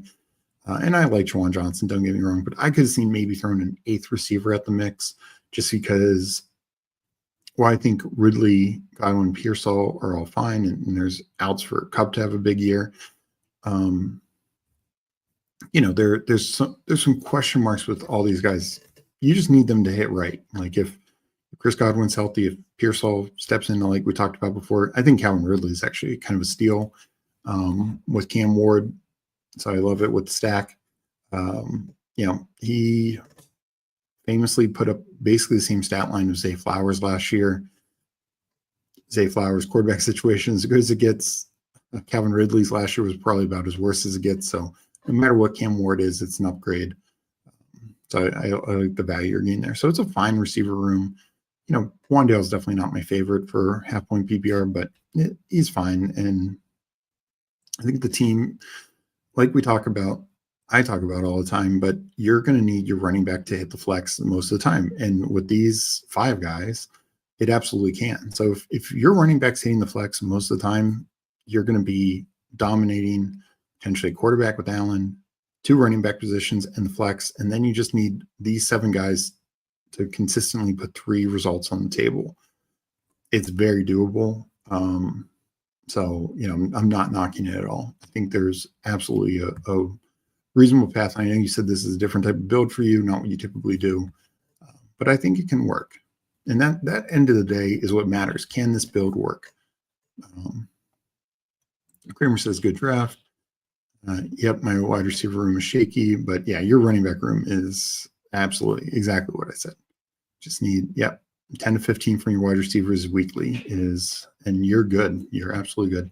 Let me just quickly look over and talk about what I mean about just that little edge. But I do agree, going 1 or 2 quarterback is the way to go. Even if it's like 2 mid-tier quarterbacks, I think that's honestly can be better than 3. Just there's less value for some of these later quarterbacks. Like how often will Cam Ward have like a top 5 finish? Because you kind of need quarterbacks to have not just be top 10 quarterbacks, but like top 5, top 6, top 7 in a given week to even hope to be gaining the money, just because so few people get in the money every year or every week. Weekly winners. And just what I mean is the gap, you know, first is 20K, 10K, that all looks good. But most of the money, you know, even 41 through 50 is only getting $50. Sure, that's 5 times the single entry fee, but the vast majority, 3,500 of the people who even make the money are only getting $7, not even half the entry fee.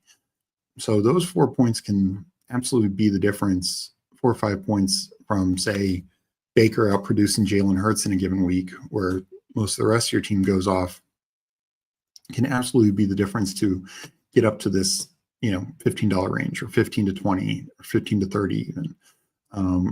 You know, those little edges can be huge. So just something to keep in mind the way I approach weekly winners. But I'm absolutely in agreement of the elite quarterbacks have more value in it. I get them early. I get running backs early. And yeah, for this, going back to this, taking a 3rd quarterback with Allen. Yeah. I famously like doing 3 quarterbacks more in BBMs for sure. So thank you again for everyone joining us for another show, Talking Best Ball with Steve. Talking Ball with Steve. Doing a couple of best ball drafts. Appreciate everyone joining in chat, liking us, subscribing, the whole 9 yards. Love the conversation and banter that we have in these chats. I will be back Wednesday, tomorrow, first with Jeopardy, facing off versus Neil Orfield at 8. And then I will do a show Wednesday night. Afterwards, I think at 9:30. So hopefully it will be a celebratory stream and not one where I'm lamenting every question I got wrong. But just want to thank you again for everyone. And hopefully we'll have some more things to draft tomorrow night. I'm going to head out here, but I hope everyone enjoys the rest of the day and has a good time drafting. I will talk to everyone later. Peace.